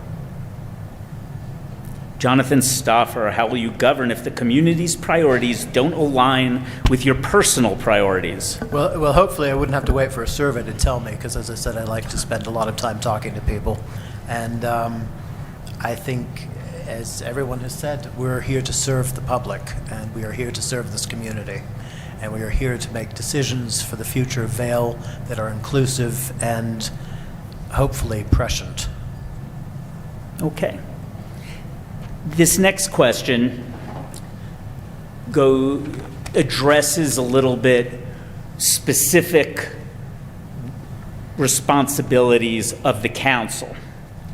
So while the council is only responsible for those 3 full-time employees, I'm going to be using the number of employees in specific departments to represent budgeting decisions, because it was way too difficult to break down the different lines for the question. I'm sorry, I was a little bit lazy on that. So we're going to use full-time employees as symbolic representation of budgets of departments rather than the specific dollar figures. But I just want you to remember, you guys do not control the amount of employees in a specific department. You make the much higher level 30,000-foot decisions on budgeting, and then your employees implement the policies that you do. So I wanted to make sure I got that out there.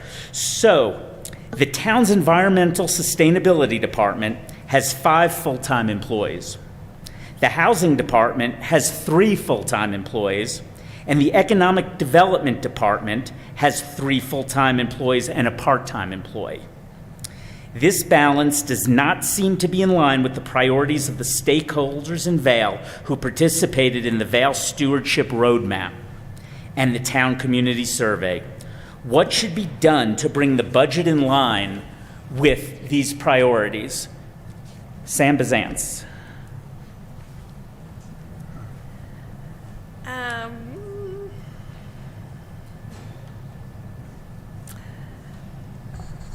Okay, well, I mean, easy answer, we're in budgeting season now, so I would make sure that we save our rep fund so that we can keep the sustainability piece alive, because that was a huge part of the stewardship plan. In terms of housing, I know that that's a huge job, housing all the people. I mean, God, I haven't even had time to think about this. I think just going through, well, I feel like economic development was severely left out of the stewardship plan, I would say. It seemed to focus mostly on housing and environment. Everything came back to housing. So I think the housing piece, if we can get the housing piece solved, which should be the main focus over the next 4 to 8 years, I truly believe that the rest of what came up in that stewardship plan will naturally fall into place. Culture will come back if people live here, you know? People will care about the environment if they live here. So we have to start with people living here. And so I think the housing, I would increase housing budget or employees, this metaphor we're using, greatly. And then I would keep sustainability where it's at, honestly. I think they do a great job, and I think that we could get more boots on the ground help in the town to improve our trash systems, number one. That's my big takeaway from this thing. Christine Santucci, same question. I'm so glad you asked me this. It's bubbling around in my head. Well, I think when I think about that, it is hard, Sam. It's really hard. But I think when we think about housing and we think how important it is, and I've heard every candidate here talking about affordable housing and how important it is for our community, and I think all of you agree with that. I think we need to look a little bit more into our public-private partnerships. You know, Jonathan brought up what was done with Triumph or at Timber Ridge. And there's so much more that we can do. I don't want to bore you and make your eyes glaze over, because usually if I talk about bonds, I'm telling you that's probably what's going to happen to you all. But there are so many incredibly innovative and interesting ways that you can work in affordable housing and workforce housing, things that are being done all across the country that could absolutely be applied here, that I think could alleviate some of the burden on the town, because let's be honest, we should not be bearing the whole burden, right? The town should not be bearing this whole burden. I think I think many of us would agree. I shouldn't say all. We shouldn't. And I think looking deeper into that and being transparent with what that would mean, because it would be new for everyone. So everyone should understand, you know, what does it mean when we talk about public-private partnerships? And I have about 24 seconds left, so I can't tell you all of it. But certainly, if you'd like to meet with me afterwards, I'd love to talk to you more about it. I could talk to you for hours. There are so many opportunities where we could help with that so that we can make those numbers really reflect what our needs are in the community. I'm going to ask a follow-up so you get another 30 seconds as quick as possible. But we talk a lot about expenditures, and you sort of hinted about revenue. What are some ways that you might raise additional revenue? You know, I think that's what's being proposed are intelligent revenues, right? Dave, you brought up in particular, I think, an increase in lodging tax. I think you had talked about. We've seen that lift tax is being considered. I think that's a wise decision, because let's be honest, is it going to change the revenue stream? Or people aren't going to ride the lifts? Are we not going to be able to sell those tickets? No. Is that maybe a good idea? I think it's something we should strongly consider. I think that's an option. And then we can intelligently think about how we can apply those revenue streams, right, going forward. And I want to just bring one thing up really quickly. When we talk about revenue streams, something really important as we move forward is to stress our revenue streams, right? Dave brought up a decrease in sales tax revenues the last 3 to 4 months. That is incredibly important when we think about how we're going to apply revenue streams, is to not assume those revenue streams will stay constant, and to stress them to see what they can bear going forward. We don't know what the next instance is going to be, and if we bond something, that bond is not going to be a 2-year, 3-year, or 5-year bond. So we need to really understand how that could impact the community, and how we can mitigate that effect, and what we could do to structure our financings to accommodate that. Brian Sipes, same question. This is a gotcha question. I reject the premise, because you've given us a number of employees as the sole representation of cost in the budget. Let me finish. And it's impossible to ask. The first question I would ask is, are the goals being met? Are we doing our job? And two of these, I would say environmental and econ, are relatively Vail specific. Econ is the easier lift because of our name recognition and just the momentum from past resorts. Housing is a valley-wide problem, so we can leverage other community organizations up and down the valley and at the county. Without knowing more information, you can't say that we're missing our goals. Okay. Time for a short question. This is going to be fun. What we are going to do is we're going to play alphabet roulette. And we will just start with Jonathan Staufer and move down the line. It's not going to be as quick. I'm going to give you initials. You'll say what those initials stand for, if you know it, or you can say pass. And then very brief as brief can be, what those initials do, okay? Oh my God. So, VLMDAC. Vail Local Marketing District Advisory Council. They advise the council on issues of marketing and how we should spend economic development funds to promote Vail.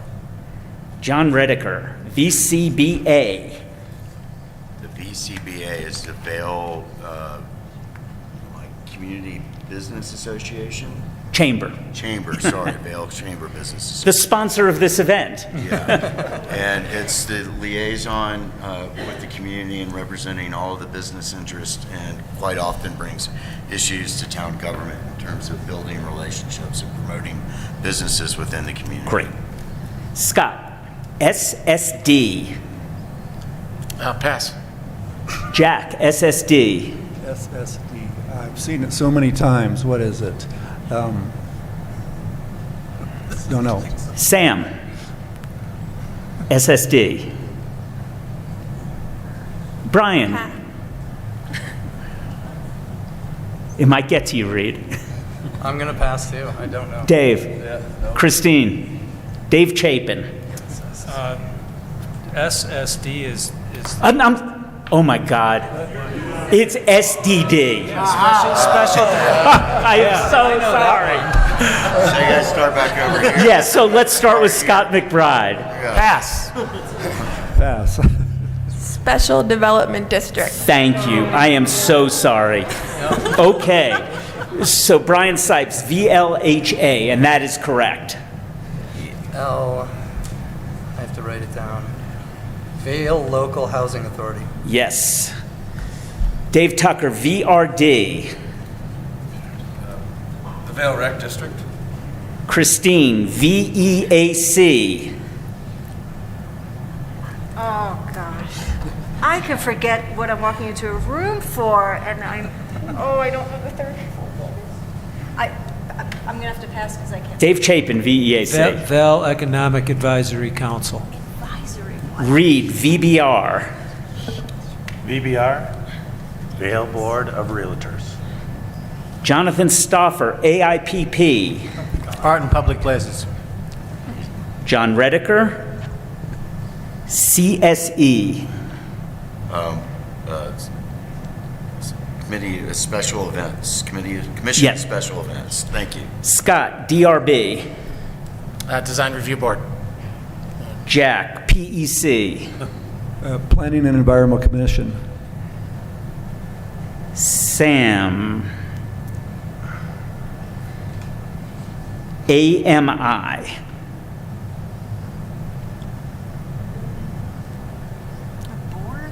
It's not, these are not all boards. Oh, average median income? Yes. Okay, great. Good job. Brian Sipes, CUP.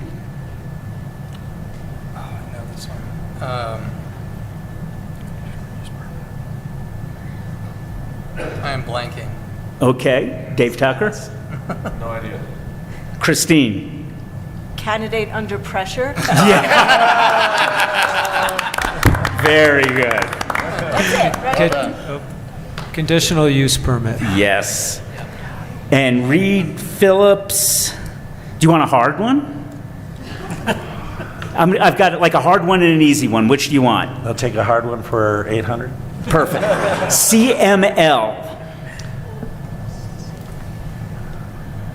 Oh, I know that one. You got me on that, Bob. Jonathan's. Colorado Municipal League. Yes, I think you all deserve a hand on those. Okay, so we have about 20-ish minutes left. So I still have a few more questions, but if you have a question that you want written down, you still have a minute or two to go back, write your question, and then Allison will bring those to me and we'll pick some of those. So, next question. This is going to go to Dave Tucker. You sure about that? I'm pretty sure. I'm trying to make sure that everyone gets to answer the same amount of questions. Thank you. So far, we're doing okay on that. I've got a snarky question, but I think I might skip that. Oh, come on. and go to one that's even more snarky. So, some leaders in our community have been on record stating that Vail Resorts is the town's biggest threat. Do you agree with this statement? And if so, what are you going to do to reduce this threat? If you don't agree with this statement, what do you consider the town's biggest threat, and how are you going to address that? I don't agree. I think our biggest threat's actually the natural resources that are a backstop to any future development in this town. Vail Resorts is actually our biggest asset, though we may have, fights every decade with them that get to a fever pitch. The town missed the chance to buy the resort back in the 90s. Apollo Partners buys it, takes it to Wall Street, and now we're dealing with the 900-pound gorilla, as Jonathan said. And that's fine. We know what we're dealing with. I don't view that as a threat to our town. Our town benefits from it, and we need to work in concert to make sure our resources are used properly and that we're building community. And I think that's the whole enchilada, is that if we don't work with Vail Resorts, we don't have a town. We're just a truck stop on the highway. And I know that sounds terrible to some people, but we're missing community. And so no, I don't agree. I think our natural resources, water, and the last bit of that we have that is constantly changing, it's lessening. The green season is growing longer, less water is remaining in snowpack, and I think that's our biggest threat.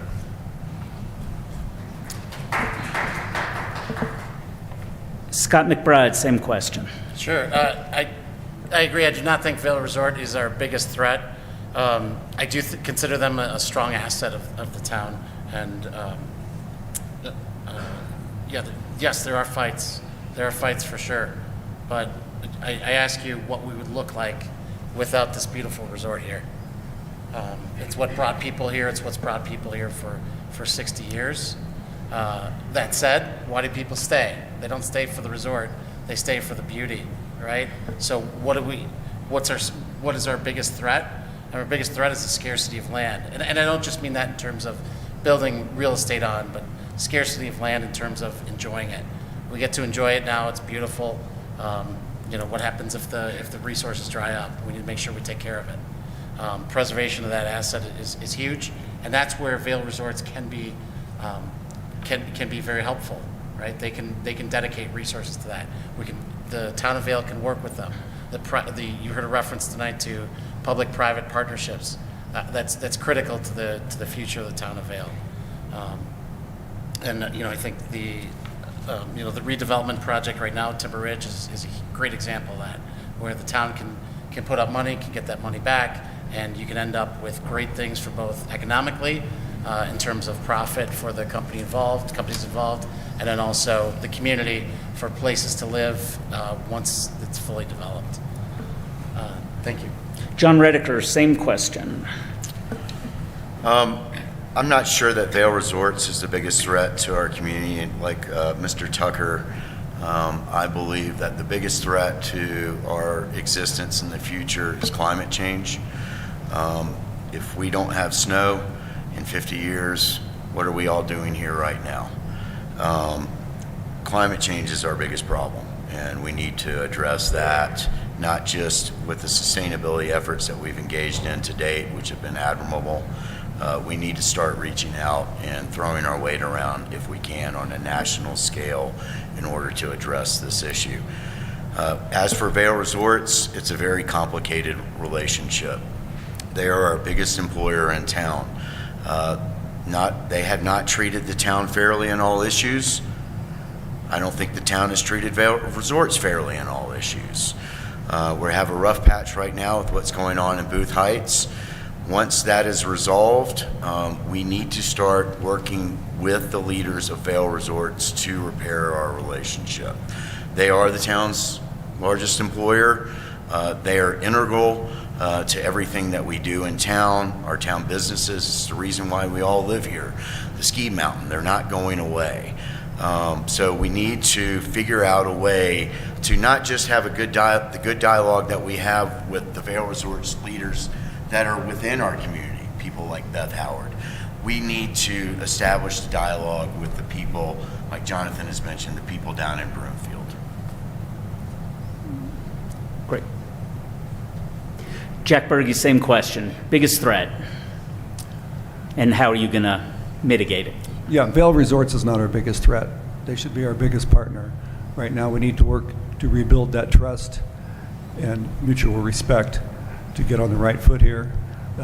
There's a lot more things they could do better, of course, in the housing. Of course, the biggest threat, would be climate change, but there's not much we can do about it. We need India and China to step up to the plate to combat climate change, which does affect us. What we need to do, a threat is also maybe the people that have lived here for, let's say that people have lived here a long time, but it really doesn't matter. Some people don't like change. Well, one thing constant is change. So everyone's like, or some people, once I move here, I don't want anyone else to move here. So that is, I see that as a threat. We need to be able to work together. We need to expand, go outside of our comfort zone to look for more options, such as bonds for affordable housing. A good example would be in 2008 in Aspen, the people were up in arms because there was a $75 million mistake on their housing financing. And fast forward to today, they are selling in Aspen today 1-bedroom units for $131,000, 2-bedroom units for $160,000, 3-bedroom units for $400,000. Why can't we do that? Okay, next question. We're gonna start with you, Reid, and move down this. You thought you were easy because you were furthest from me, but I keep picking on you. So, but this is an easy question. This is so simple, and then we're gonna get back into a meaty question. When was the last time you rode the Town of Vail bus? I rode the Town of Vail bus into the farmer's market with my daughter on Sunday. On Sunday. And I just want to remind people that you all answered that ethical question pretty strongly, so I want to make sure you're telling us the truth. Dave? 8 days ago. 8 days ago. Okay. It's been some time. I am an avid walker. My coworkers out here can tell you. And, I'll walk down my hillside from Buffer Creek Road down into work. It's, a mile and a half, I like to walk at least 5 or 6 miles a day, so I'm sorry, Yeah. but No, there's no right or wrong answer on this. I'm a walker. Dave? It's been weeks because I rode my bike like tonight. Perfect. Vail Village Oktoberfest, but my son takes the bus 3 days a week, all days except for the 2 he goes to morning swim practice. So he takes the bus to VMS almost every day. After the Vail social fruition double whammy evening. I rode it Wednesday, Thursday, Friday, and Saturday. 3.5 weeks ago, when my wife had a flat tire, and I rescued her. But you can check the West Vail Shell records. Yeah, we're going to look at the video. The last time I rode the bus, I think it was a few weeks ago at least, traveling out to East Vail to go to the Racket Club. I've been out of town for the last 2 weeks or more, so I haven't had the opportunity to ride the bus or drive my car in town. Jonathan? Last week, but mostly with the beautiful weather, I've been enjoying, like Dave, riding my bike. Okay, next question. Raise your hand if you are proposing and advocating new short-term rental regulations. I can't see. Okay, so let's start with you, Mr. Tucker. And please explain your goal through the additional regulations, being specific, what you hope to accomplish with the new regulations that you are advocating. You have 1.5 minutes. Great. Specifically, I think there needs to be an education campaign. I think a lot of landlords think that renting on a short-term basis using a management company and that avenue is going to make them more money. But after speaking to many realtors in town, specifically Pat Barrett, he and I seem to think that an education campaign to show that if landlords instead rented to a long-term local, they would make the same money. Now, they may lose a little bit, but that it's almost equal. And so I'm not necessarily advocating strictures per se. That avenue may be available to us. I think we need to be careful about doing anything that would bring litigation to the town, as has happened in many mountain communities. I think the addressing the short-term rental issue is really more of a how do we find more long-term rentals issue. And so through that framework, I think it's really an education campaign. Dave Chapin, did you raise your hand on that? I did not. I thought, what specifically are you talking about, Mark? Because I think there's a perception in town that, making tougher short-term rental regulations is going to provide more long-term housing. I don't necessarily believe that narrative, and I believe the town has the statistics to back that up. A lot of people today buy. How many times have you talked to your neighbor and they said, well, we have to short-term it to be able to afford it, okay? I hear that constantly. People that are buying property today, they only want to use it a month out of the year. Then they want to go to their third home in Hawaii for the other month. They're not in a position, a lot of these people, to do long-term rental. I don't know. I walk around my neighborhood. I live in Intermountain. I can conservatively count 20 beds that used to be long-term housing that I know now are owners who use their property, but when they're not using it, they're bringing in short-term guests. Those guests, consequently, are going into town, spending money, creating sales tax, attending our events, all those things that our guests do. So it's a tough question, Mark, and I've heard, if you look at, I believe it's Summit County right now, they had 27 different zone districts overlaying, I got 30 seconds, and now they're in a lawsuit, and I think Dave Tucker just mentioned that, and that's not where we want to get. God, does it suck that we have short-term rental, people coming in that we don't know? Yeah, it does. But that's existed in Vail since the beginning of Vail. It was just a different model then. You advertised in the Denver Post. You had your weekly ski rental in there. It was just different. This is a new time, and I'm cut off. Jonathan Staufer.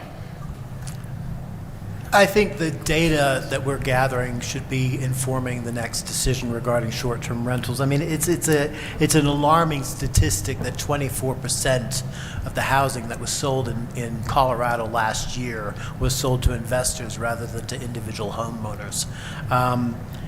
They're not doing this for, long-term viability. They're doing this for short-term gain. And they bought in last year because the interest rates were still low. So I think we need to look at the data, but I continue to believe that if you're renting for more than 30 days a year, you are now a commercial business. And you should be taxed at the commercial rate. And I think that really answers a lot of the questions about what this is doing to our community and what this is doing to the town and our neighborhoods. Does somebody else want to answer this question before we move on to the next? Brian Sipes. Yes, I feel like I haven't answered a question in a long time. Like many issues we face, there's no black and white answer. Too many times people want the touchstone and they want the easy response. But the reality is that short-term rentals can be good and bad. They're good when they fill what would otherwise be cold beds in a resort community and they bring tax revenue and people into the town. They're bad when they supplant what would otherwise be long-term rentals to locals. To me, the crux of the situation is who's doing it as a business versus who's doing it just to survive. And I think that's where we need to put the filter on. There are property owners gathering up multiple properties and running what I like to call a dispersed hotel. And they're not being taxed like a dispersed hotel, and they're causing impacts far greater than a hotel in the village would cause. So to me, that's, good government is about figuring out what's harming the community and targeting just that, not blanket shotgun approaches that like Breckenridge tried and got them into a lawsuit. I think we can fix the issue, but we have to be nuanced about it.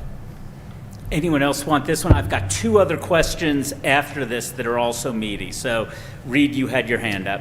Yeah, I think the STR issue needs to be readdressed, or at least the policies need to evolve. What was put in place, I think, was kind of an initial stab at regulating the STR, the short-term rental market.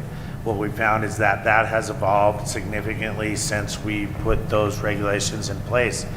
I think looking at other communities, what has worked, what has not worked. I like the idea of you need to own a property for 3 years before you can actually put it into an STR pool. That establishes right off the bat that you aren't just buying investment property immediately to put it into STR dispersed hotel ideas. I also think once you get over 30 to 60 days, yeah, all you're doing is basically generating an income property. I think we could also look at the potential of incentivizing people returning some of these STRs back into employee or seasonal housing options. This policy has to evolve. It's been kind of static for a while, and I don't think it's kept up with the STR market. So we need to kind of go back and look at it and take some time and evaluate it and look at the models that have worked around us. Aspen, Steamboat, Park City, Summit, they made some mistakes. We can learn from those people, but we need to come out with an STR policy 2.0. Okay. I am going to move on to the next question because we're starting to approach the end. And while many of you have said this word, we haven't had a specific question about housing. So here's the question about housing. I want you to keep, I know this is an impossible task, but keep your answers brief. And I'm going to ask a question that allows for a brief answer. I'm not going to say, what should we do about housing? I am going to ask you, what is your top strategy to help ease the housing issue? And along with that, I want you to give specifics, and it can be a program that that's already in existence and that you want to expand. I am now going through, and I'm going to call on people who are one answer short, just so I'm keeping things equal. Sam. My top focus, because I think we have great momentum right now with Timber Ridge and West Middle Creek coming on and the residences that just opened. I feel like my next focus would be very much so on housing for what I'm calling the missing middle, the people my age, the people 28 to 44 who they've done the first year thing, they've lived in the dorm, or they lived in the big ski house, and now they get a girlfriend, and then they want a dog, and this and that, and they want to move on, and they want to start a family here, and maybe a business, and this and that. So my focus for housing would be on that group and making sure that we can continue to give them opportunity to have lives here. My strategy for that would definitely be short-term rental regulation, which I agree is not a blanket approach whatsoever.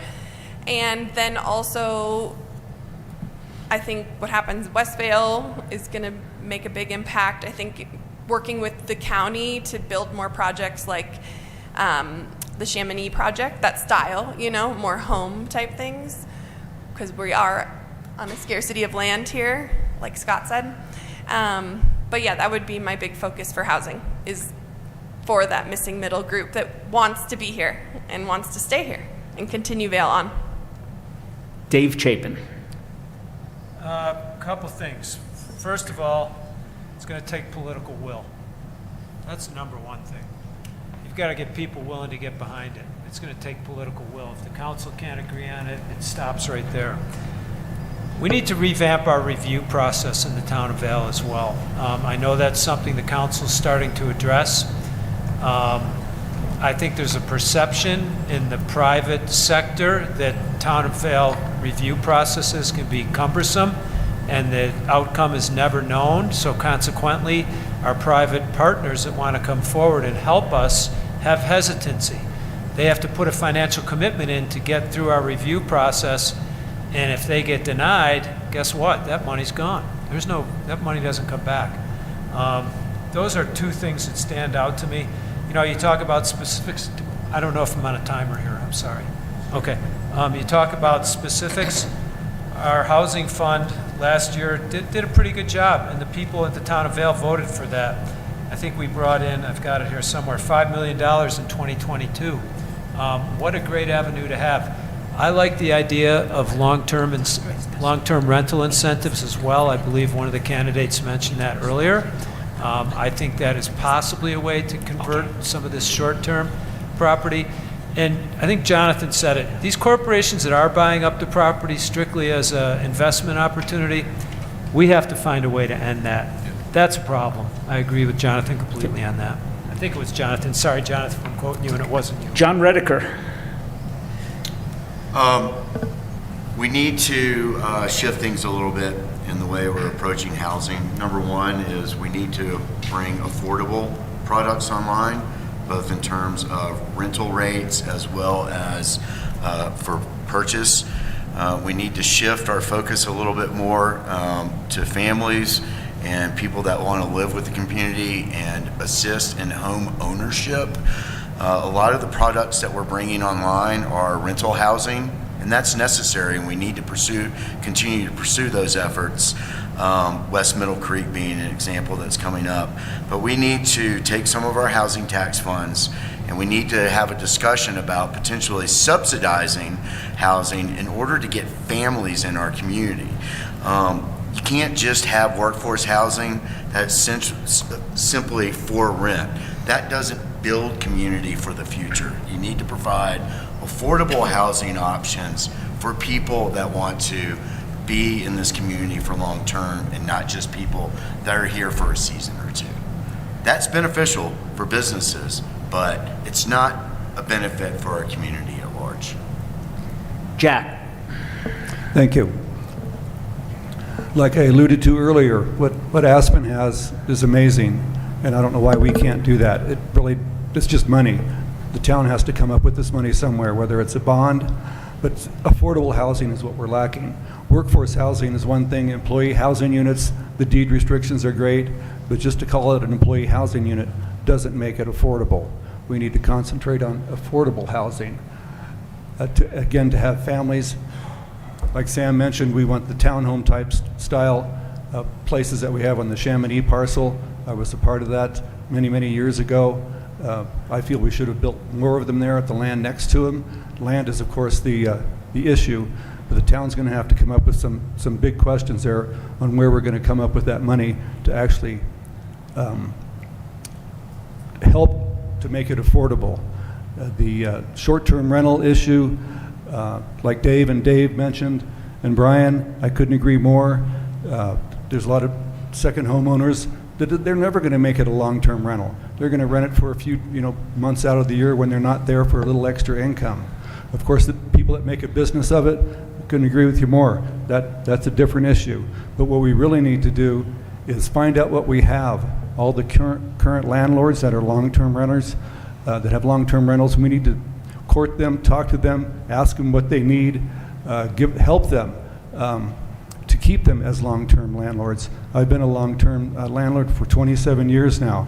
I actually have 3 short-term rental licenses. I don't use any of them right now. They're all to long-term, local employees. But we really need to talk to the landlords who are renting those long-term tenants right now and improve upon that. Scott. Thank you. In terms of housing, the Vail Indeed program is excellent.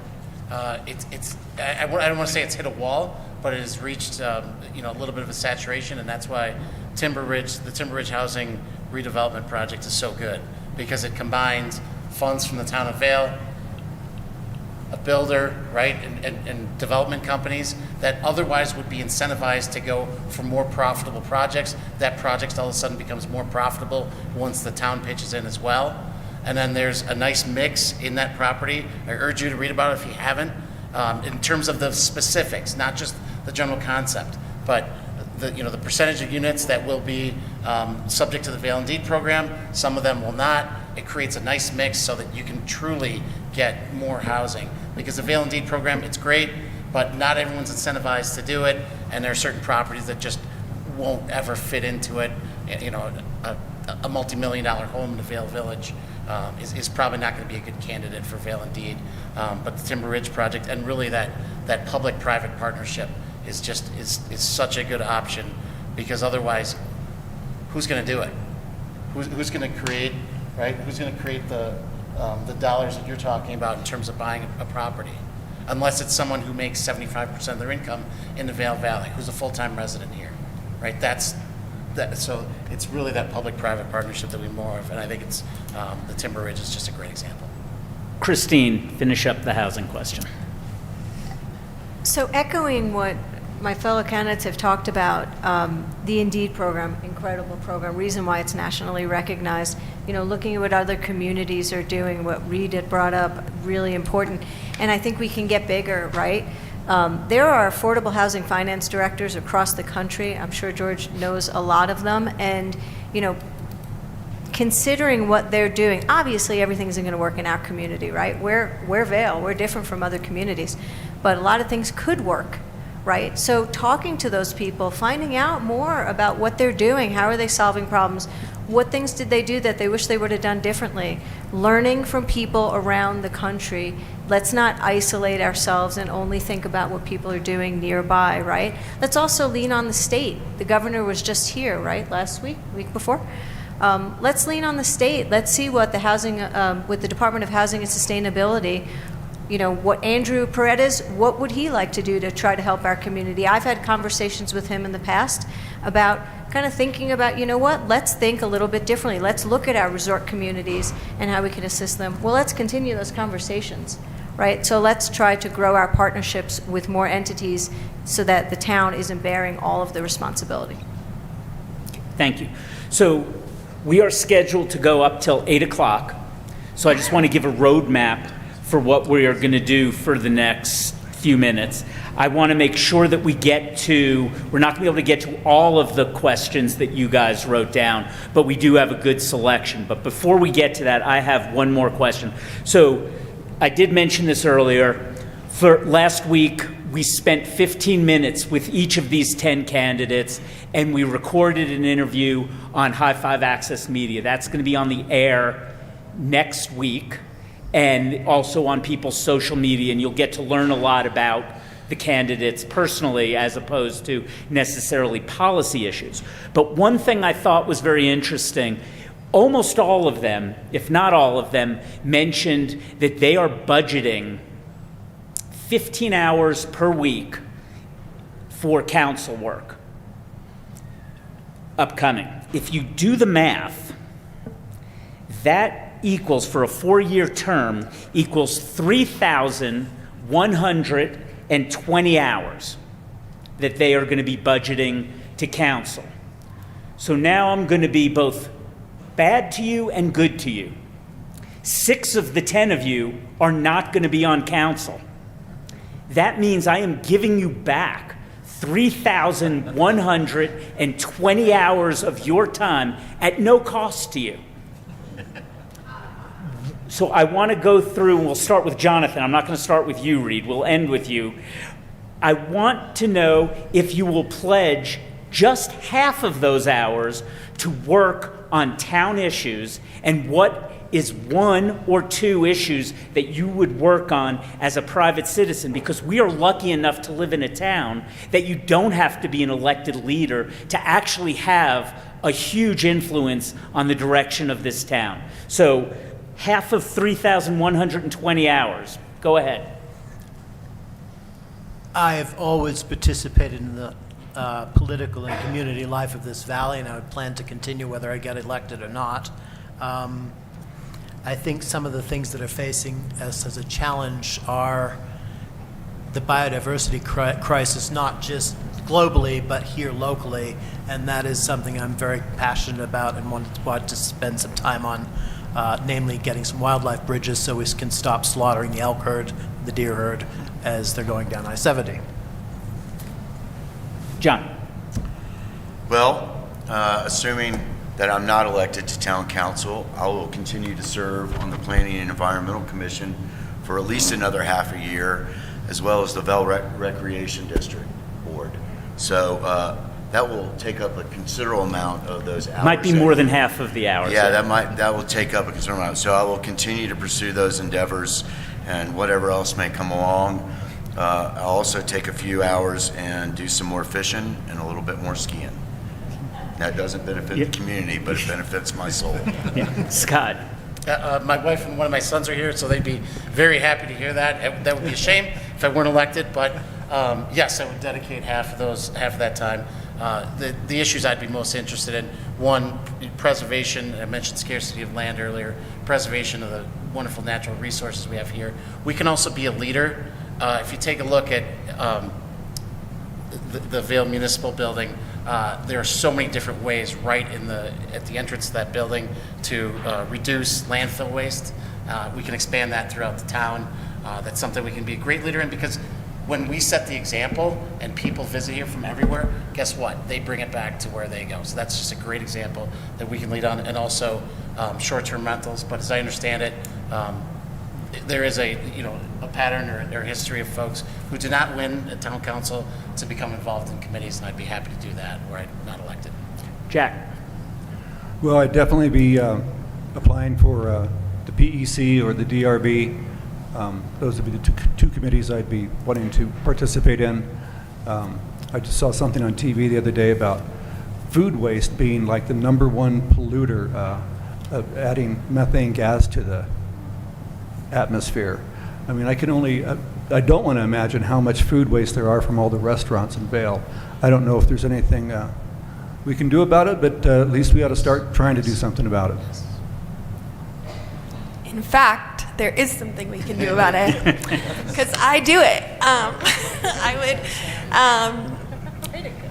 We compost at both of my places, big time. And that would be one of my things. I don't want to split my time. Sustainability for sure. Definitely with this trash focus. I've talked about it in the last council meeting, but I think we have a really awesome opportunity right now with 106 West going to soon take over trash service.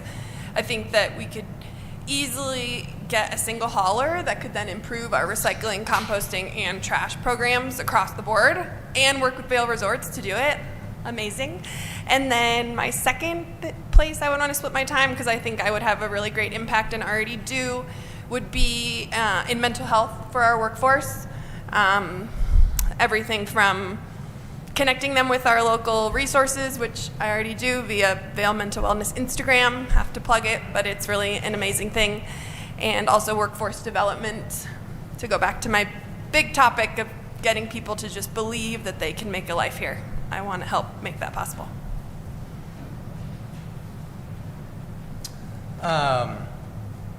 Service is at my core. If I'm not on the council, I will stay busy. I will be involved in the housing. I designed the affordable housing at Walking Mountain Science Center. We're currently under construction for the third and final building there. I think I'm the only person that's actually designed affordable housing up here. And I would love to go back to that housing question. I've written an entire white paper on that that's on my website, sipesforvail.com. I really want to have discussions with anybody who wants to stick around afterwards to talk housing. So I would be in housing, involved in some way. I would probably get involved in the municipal building relocation focus groups. I was part of the West Vail focus groups. I'm currently helping Minturn look at their zoning code. I do a lot of stuff. It's just kind of who I am, and I will look for ways to be effective. But sustainability, diversity, housing affordability, and community to me are all facets of the same core issue, and that is how do we achieve the vision of Vail? Dave. I think it's pretty easy to say, yeah, I would devote that time. My campaign is largely trying to pull together and inform the younger set of voters that I consider my community in this town about what the older generation has done in their building of community and try to unify those two things. I think the younger set would like to have more of a voice in what happens.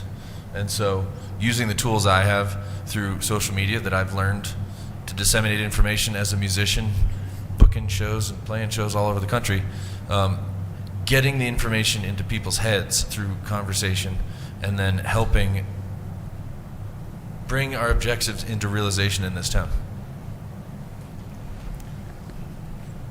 Well, affordable housing, it's not going to come as a surprise, I think, when I say that. My finance background, I had a love for it when I was in municipal finance, speaking at affordable housing conferences, meeting affordable housing finance directors. I'm passionate about it, so if I'm not one of the candidates elected, that's definitely something I'd like to work on. I want to be additive for the community, so if it means that I'll help advise and help work with people to understand what other options we have, that's where I would like to put my focus. I'd also like to say I'd like to work on inclusivity, because that's a kind of a core value to my life is inclusivity. I think housing is associated with it. I think you might have just actually said that, sorry, so I didn't mean to grab on that, but inclusivity is incredibly important in this community, and those are the two things I would like to work on if I were not to be elected. 15 hours, Mark, I think it can be a lot more, and I think it can be a lot less. Every week is different on council. I would say that would be a minimum, though, in my experience. If I wasn't elected, I would really like to get involved in guest experience. How to enhance that guest experience more. How do we do that? Having said that, that enhances locals' experiences, okay? So let's not forget that. Personally, I would like to be involved in something like a VCBA or a Vail Valley partnership. I would certainly ski a little more, although I get up quite a bit as it is now. And I would like to be in a position, too, where I could work on the budget at the town of Vail from a citizen standpoint. We have a Vail Economic Advisory Council right now. I think the budget is the most important thing the town of Vail does. The town of Vail is a business. It has to be looked at that way. When I say it's a business, you guys, I'm not talking about a profit business here. I'm talking about a business with a balanced budget. It's the most important thing we do. I'd like to find a way as a citizen to be involved in that. I don't know right now that we allow that much input from our citizens in that realm, outside of being able to come to one of the council meetings and speak up about it. It's a very complicated budget, I think, a lot of little nuances in there, but it's pretty simple to understand when you look at it as a balanced budget. But guest experience would be something I'd be interested in getting more involved in if I wasn't to be elected to council. Well, getting some time back always sounds great, but I tend to use all the time I get back. Like John said, I would continue my work on PEC. I just got named back on PEC, so I have another year and a half with my term, and I think the work that we're doing there is really critical, not only for the planning and kind of viable use of land moving forward, making sure that it's good for the environment. That's critical for me, the balance of our community with the environment and defending that environment. I'm also on the Open Lands Board, and we've just worked really hard to provide some protections, and we've done some good work there with Russ and Kim Langmaid. I think we will continue that work. I do a significant amount of charity work up and down the valley, which I always seem to get roped into doing more and more. But for me, it's just continuing to fight for the right things on PEC, do what's right for the community. We are running out of square footage for employee and workforce and affordable housing here. We need to start looking down valley to the other communities and partnering up with them, because we're not going to have enough to do it all here. I'd love to have everyone be able to stay here in town, but we're going to have to find options down valley. The CDOT option is a great option, but yeah, I think for me, it's going to continue the work because I'm passionate about this town. I love my community. I have two daughters that absolutely love being mountain girls, having grown up here. My wife grew up here. And like I said, I want them to come back to a town, not a resort, a town and a community that they'll love as much as I do. Okay, so I want you to remember that there is going to be your do-over question or get to answer a question that wasn't asked specifically to you, and that will be the last question of the night. But before that, we're going to get to some of these questions from the crowd, and I will also be keeping, not score, but tally of who answers so that we keep it. So you all, since we have 15 minutes, you all will get to answer one of these. And let's keep the answers to a minute rather than a minute 30. Start with you, Jonathan. The most recent post-stay survey from the VLMDAC, which I think you got that one, Vail Local Marketing District Advisory Council, the biggest concern of visitors was affordability versus value. Explain how raising the lodging tax would address this concern of our lifeblood visitors. Well, actually, I don't know that it would. So I don't know how raising the lodging tax might address affordability. Yeah, speak about. I always feel. And there's. I mean, so correct me if I'm wrong. Yeah. There is not a budget. There is not a tax raise on this. No, there's no tax raise on this. So you know, but there has been talk of that. Has been talked about. The use of funds to improve the guest experience is something Vail's very good at. I think the bus is probably one of the best examples, but you know, the guys going through and cleaning the streets every day. At the end of the day, I think what we're striving for is balance, and the balance has to come from what point does the village feel too busy? At what point does the mountain feel too busy? At what point are we no longer getting a value for money that we paid for in our lift ticket or just coming to visit Vail? You have to, I don't think we want to end up like Venice, which was discussed in the weekend's New York Wall Street Journal about having to charge $5 for day visitors. But we do need to kind of spread things out into slower periods, and we can do that with congestion pricing, which would, in our case, would be parking. Reid, so since there is not a ballot issue on raising the lodging tax, but if you want to address that since there is talk of that, talk to us about the concern of visitors' affordability and value. You know, affordability, we are a premium mountain vacation destination, and that does come with a price. I think the affordability, people will pay more for better service. If we can deliver a better experience, which is really, you know, Dave talks about it, we need to take care of the people that are living and working here and delivering that experience. We talk about funding guest experience and putting money at the top end, but in reality, people are willing to pay for service.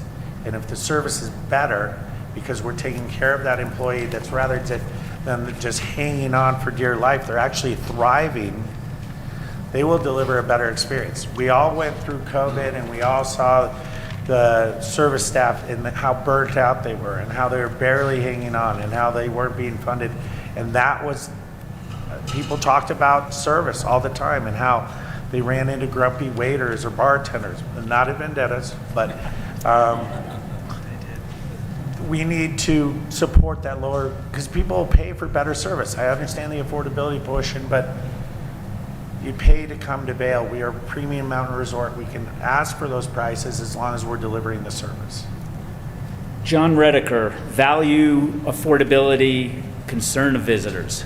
I think it's a real shame what all ski towns in the West have devolved to, kind of touching on some points. It's not directly answering it. Talk to the microphone. But I'm gonna, and I'll come back to that. I think it's really sad. I think that the people who work so hard to bring skiing to the masses in the United States, it's no longer attainable for the masses. The only people that can afford to come here are people that have excessive amounts of money, and I think it's very sad that the average American family can't come here and learn how to ski anymore. Putting that aside, I don't think that the solution to our budgetary problems is raising the lodging tax.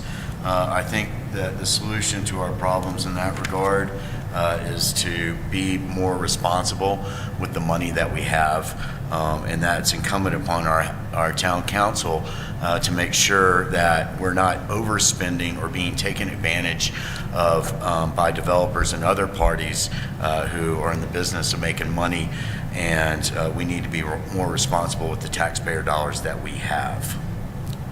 Great.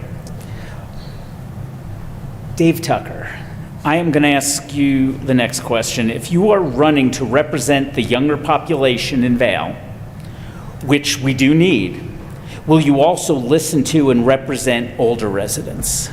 Absolutely. I'm lucky that I still have both my parents. They're 81 years old this year. I come from a big family. I have 5 sisters. My oldest sister's 14 years older than I am. So I come from a very multi-generational household. And I would say that I have as much love for the Kingston Trio as I do for pick a top 40 artist. So to say that I speak the language of both all the generations is an understatement. And so absolutely, I think the only way to bring our constituencies together to solve the needs of the people that would like to make this their home and those that have made this their home and been successful at it is only possible if we all listen to each other. So yeah, absolutely. I think that's, to me, that's baked into the cake. Same question for you, Sam. Can you read it again? Sorry. Yes. If you're running to represent the younger population in Vail, which we definitely need, will you also listen to and represent older residents? Yes, definitely. I have such a great respect for the older residents here. I mean, the stories that you hear over the past few months, I've been meeting with a lot of them, which has just been amazing. But the stories of how this town was built, you know, it's such a cool story. I mean, I was not here, but we built a town, you know. I feel like so many other towns were around before, and this is so new. It's the 60s, it was started, and the legacy of that being people who came here, fell in love with it, and came up with the dream and made it possible is amazing.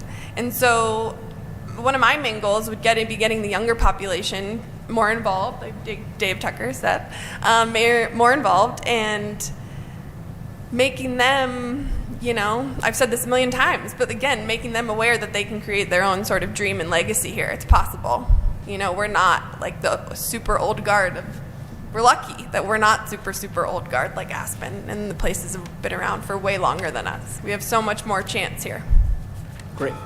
Brian Sipes, is it possible that rather than needing more housing, more development, more visitors, etc., that we actually need less? Have the scales tipped too far?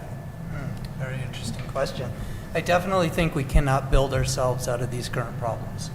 I think that we need to start thinking about limits. Serving 6 or 7 years on the various water boards taught me that there's a disconnect between the water providers and the land use authorities in this valley. And we've got, talk to Lynn Brooks or Siri Roman, you'll know that was my mantra on those boards, is we've got to have closer collaboration. So I looked to places like Lech, Austria, you know, where they decided to limit themselves and to grow within. So growth doesn't always mean sprawl. Growth can be redevelopment. It can be reinventing yourself. I don't know that we've hit that margin because, unlike, you know, present in the previous question, and I might run over, but there's this, I didn't like the previous question because present in it was this, oh, well, of course we need these younger people, but there's this attitude that we're going to develop housing and you're damn lucky if you get it. You're going to get the chance to answer a question, yeah, because we're running short on time. Yeah, so. This is part of the problem, is we don't take the time to discuss these things in depth. And I really bristle at that question because, of course, we need everybody. We need a diverse community. That's what brings life. A monoculture in nature is a dead ecosystem. You know, we need everybody, and everybody's part of this community. There's been a discussion on Vail Sticky lately where people were debating back and forth whether or not short-term or seasonal employees were valuable to the community. And I look at that as the same way as people in college towns thinking, oh, well, college students shouldn't vote. College towns are the most vibrant places in the country because of all that energy. I agree with you about time, but you are over time. So, in the issue of fairness, Jack, is it possible that rather than needing more housing, more development, more visitors, more time, etc., that we will actually need less? Have the scales tipped too far? Oh, I don't think we've come that far yet. Eventually that might happen, but you know, Europe is a good example where, you know, they're basically the very low growth rate of zero growth rate, and you have to build from within. But we're far from that here in Vail. There's going to be always people that want to move here. It's so beautiful, and it's just going to make things more and more expensive if we try to limit that, and then it's going to be I would say even worse, because then it's going to be so exclusive that just the extremely wealthy can be here. So we need to have a community for everyone that's available to everyone. Scott McBride, same question. I don't think we've overbuilt at this point, but I think what we need to do is make sure that everything is smart, so that when new hotel rooms are added, when new condos are added, when new apartments are added, that we make sure that we have parking, that we make sure that the transportation needs for that particular area are going to be met either by existing land, existing roads, or that things can be expanded. That's one of the things with the Booth Heights, why I think it's not a good place to have put employee housing in. It's not a great place to commute from. It's not a great place. It doesn't have the needs met right there. With respect to housing and whether we've overbuilt and what we need to do next, right? We need more timber-rich projects like that, but we need them not just in Vail. We need to encourage communities next to us, down valley from us, to put in similar programs, because we can't support 10 more projects like that. We can't support everything, or we will be overbuilt. But just doing everything smart, so we have the transportation, and really what's going to be important is we have the parking, because if we build too much without putting in parking, that's going to be unwise. Next question. How do you see large events like the Burton US Open, et cetera, which unfortunately or fortunately, depending on your stand, is no longer with us? How do you see those large events playing a role long-term in the town's portfolio of events? Christine Santucci. I think large events can be great for the community. I think the mountain games are incredible. I love the mountain games. My husband and I go to every day of those games. I think, I answered this in the Vail Valley Partnership, had an in-depth questionnaire that you can all access our answers. They'll be publishing it. I think we have to consider what the events are. We have to think about our why. Why do we want to bring the event here, right? And then I think we have to outline what we expect from that event, and then we have to do a study afterwards to find out, did we get what we expected from the event? Again, Sam had spoken about this, and I applaud her efforts to audit events when they're supported by the community. I think these big events can be really important and bring a lot of activity. They really activate our town and bring a lot of energy and enthusiasm. I do think we have to consider the economic impact on our town when we have those events, and whether they are, frankly, worth bringing or not. Dave Chapin, same question, but before you answer that, we are running a little bit over, and I'm so sorry about that. My timing is not great. So, Dave, answer this question, and then we're going to do that final question. Okay, well, the community survey tells us that we have just about the right amount of events. So that's how the community feels if you go off the community survey. One thing to remember about events, many times these are future guests. These people may come here for an event, particularly some of the youth events. I use the lacrosse tournament as one of those. These kids go to prominent universities. There was a push at one time to get rid of the lacrosse tournament. People stepped in and said, whoa, whoa, whoa, hold on a second. We got together with the event producer. How do we make this better? How do we prevent some of the debauchery that was going on? We addressed it, we dealt with it, we fixed it. We have a new process for special events in Vail. Our Economic Development Department has created a new process in applying for funding and how these events impact the community. I don't think we have too many events. I think sometimes we have too many events on one weekend. I've seen that happen, or too many events lumped together in the same week.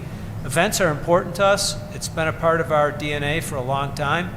Okay. People have, I'm sorry, I'm cut off. Yeah. So what we're going to do, we have to be brief in these answers. So we will start with Reid, come down the table, and we are going to combine. This will be a challenge, see how fast you can think on your feet. You get the chance to answer a question you didn't answer, change your mind of a question, plus say goodnight to the audience and your final statement, and you have right around a minute for that. 1 minute, all right. One question I didn't get to answer or kind of discuss is the budgetary question, the hard choices we're going to have to make going forward. We have to live within our means here. Vail might be a premium mountain resort, but we're not a wealthy community. And as you've heard throughout the night, there's a lot of commitments moving forward that we're going to have to spend money on, and we have to be aware of how we're going to spend the money. There are going to be some hard choices there. The one thing I can't believe that we haven't addressed and dealt with for 31 years, since 1992, is the lift tax. And we believed Vail Resorts in the number that they've given us as far as what that lift tax revenue is coming back. We've never done a third-party audit of that. That's a revenue stream that we've never fully addressed. We had discussions about it, what, 10 years ago or something? That is a little bit of leverage with the ski company that we still can exercise. It's a revenue stream we need to bring in. We need to have a third-party auditor to make sure that we're getting the equity.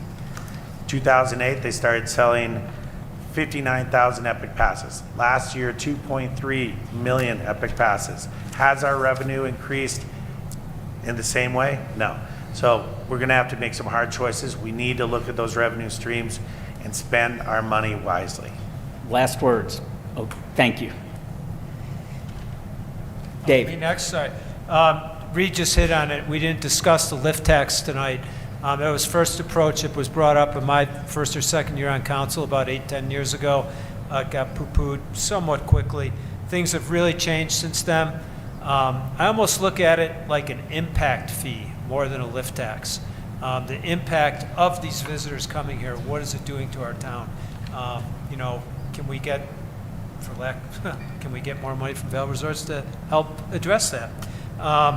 We didn't talk about the civic area tonight in too much depth. I was a little concerned about that. We also didn't talk about the municipal building in too much depth. I think there's some real possibilities in both of those locations. I heard tonight a lot about the young people. I said it earlier, one of the best ideas I got in this community was from a 15-year-old concerning the skate park. Listen to the young people in this community. They're our future. I trust them. I think they have more knowledge than we may give them credit for, and my time is up. Sorry. I feel like I actually had the opportunity to answer a good amount of the questions, so thank you. Thank you all for being here, and thank everyone that's going to be watching this streaming after the fact. If there's anything that I haven't touched upon that you'd like me to touch upon, I would love for you to reach out. I'll be trying to reach out to as many people as possible, but please, votesantucci.com is my website. There's a link on there to email me to set up sitting down, having a cup of coffee, and talking about your concerns.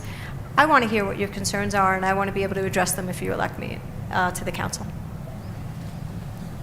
Thanks for the shout out, Dave, for the youth. I think, I love it.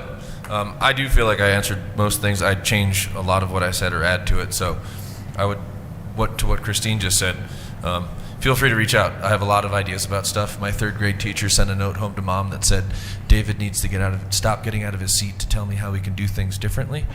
My entire life is ideas. That's how I'm a musician that can stand on stage and field songs, spur of the moment. That's also how I'm a scrappy builder that has, in 3 years, built a small construction company that's doing very well. So to that end, this is our town. Let's make it our town. There's a lot of making boogeymans out of people, and it goes around. Let's stop that and build the community we want. We want to see Vail be thriving in 50 years, not a cruise ship in the mountains. Thank you for staying till the end. I know this is grueling, not only for us. I do feel like there were several questions that I didn't get to provide answers to, and I would love for anybody who wants to stick around to talk about those. And I have a lot of information on my website, again, sipesforvail.com. But the one question I do want to try to hit on in the time I have is VR our biggest threat? I don't think so. I look at us like an old bickering married couple. We need each other. We sometimes don't see it that way. But I've worked in a lot of ski resorts in this country and around the world, in Korea and Vietnam and places. And VR won the war with Interwest because Vail is a unique place. And VR has always sort of understood at its core that the uniqueness of the ski areas is what makes people want to come here. They're not the Interwest, same village everywhere. So sometimes your partner strays from their core, and I think it's our job to bring us back but not lose sight of that core value, and we need to change the dialogue. Thank you. Sam. Okay, so kind of same as everyone, but topics that I wish I had more time to elaborate on because I think that they're incredibly important for our future include the childcare. Didn't talk about that. Transportation, health care for our workforce, the civic area plan, lift tax I also agree with. That list goes on. I'm Sam, samforvail.com. You can find all of my contact information there. And then just, you know, the reminder about me, I'm a small business owner. So literally pretty much every topic we've talked about today affects me in some way, shape, or form. Whether that's parking, childcare, we didn't talk about, but utilities, water, taxes, the guest service, the list goes on. I deal with them on a daily basis. I do my homework. I'm prepared. I have the right experience, and I'd be really grateful to serve on town council. So thank you. You can easily find me, Root and Flower, 2 Arrows, or online. Thank you for staying to the bitter end here. Just a couple quick notes here.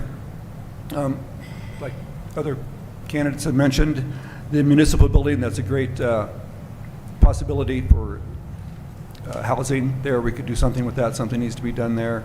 I didn't get a chance to mention access to mental health services. There's been a lot of publicity on that and a lot been done on that recently, but a lot more needs to be done. That's, we haven't caught up to where we need to be on that with caring people to handle the alcohol addiction crisis that is a daily event. Also disaster and wildfire preparations, preparedness. We need to listen to our professionals that we've employed, the fire department, Fire Free 5. We need to encourage participation in that. Also, if you go to the 5 station, and listen to the July 25th Vail Housing Local Housing Authority, the July 25th meeting basically states that the town of Vail is the biggest obstacle to housing. And so I appreciate this time here and would love to serve on town council for you. Scott. Scott McBride, thanks everyone for staying here till the end. We all have an incentive here. We all want to get elected. You are serving your civic duty, and to those of you who stayed on the video, thank you very much to the end. The question I didn't get to answer that I wanted to was the ideal town council member. I think it's someone who reads the packets and attends the meetings every 2 weeks, listens to constituents and subject matter experts on issues, is pragmatic, recognizes the marketing role of the town council and the town of Vail, and also has a good perspective. My experience, as a trial attorney, we always have to be prepared. We have to be prepared for anything that can come up. So we also listen to subject matter experts all the time. That's who we hire to represent our clients in cases. In terms of pragmatism, when I graduated from law school and I had a job getting out, my friends made fun of me because I bought an extremely modest car. I didn't know if I'd be able to make the payments if I didn't pass the bar exam. So I wanted to make sure that whatever I got, even if I had to get a job somewhere else, I could, and I got fired from my job, that I'd be able to afford it. So I was made fun of, but the only car I'd owned up until that point had duct tape on the top, and you had to be really careful when you hit the brakes, because if it had rained the night before, the water would slosh out and just come pouring down on you in the front seat. Thank you very much. I'd like to just come back to a couple of issues and raise some things that I think maybe were not discussed. In regard to short-term rentals, everyone in the room has to remember that a number of our businesses in town were established on a short-term rental model and encouraged by the town. So we have to be very careful in how we regulate short-term rentals. In conjunction with that, we need a government that respects private property rights. We have to be very careful when we infringe upon individuals and their ability to use their property that they own and they see as they see fit. I'm inherently distrustful in an overbearing government. Budget priorities, we need to make sure that we are supporting our staff and our salaries. We have an excellent staff in town. Middle Creek is a priority. Dobson Ice Arena is a priority. Our town council members need a strong, disciplined approach. I'm not much into self-promotion. I don't have a website right now. I might. I don't have signs that I'm posting around town, things like that. I'm not as good at that as other people. If you want to see how I would be effective as a town councilor, there's lots of video of my PEC meetings online. Thank you. We've talked a lot tonight about community, and I think we're very lucky to have had the people who started this community and the foresight that they envisioned, because we could be a purpose-built resort that doesn't have a community, and there's a lot of those around North America, and so we're very lucky to be where we are. One thing I can say from my time on council and from my time growing up here is that it has always taken all of us, and I think it's hugely important to keep that in mind. Young people, old people, everybody who comes in here to work, everybody who comes to visit, it has always taken all of us to make Vail a success. Taking that into account, we should always remember where we came from and how we got here. We can't throw out everything we have just to address the current crisis. There is, in fact, a reason why some of us stayed and a lot of us came, and why millions and millions of people want to come and visit here every year, and it's because we created a beautiful community in a beautiful place, and we are very, very lucky to be here. Thank you, Allison, J.K., and Mark, for having us, and thank you all for giving us the time to talk to you. Yes, thank you, everybody. Thank you, candidates. You guys, I think, did an incredible job. We really are so lucky, and it's just proven time and time again how engaged our citizens are. And thank you for staying engaged. Thank you for making this community what it is. Thank you, candidates, for stepping up. And I'm going to hold you to your pledges on working no matter what happens in November. So thank you so much, everybody. And thank you to the Vail Board of Realtors and the Vail Chamber and Business Association. And High Five Access Media. Well done.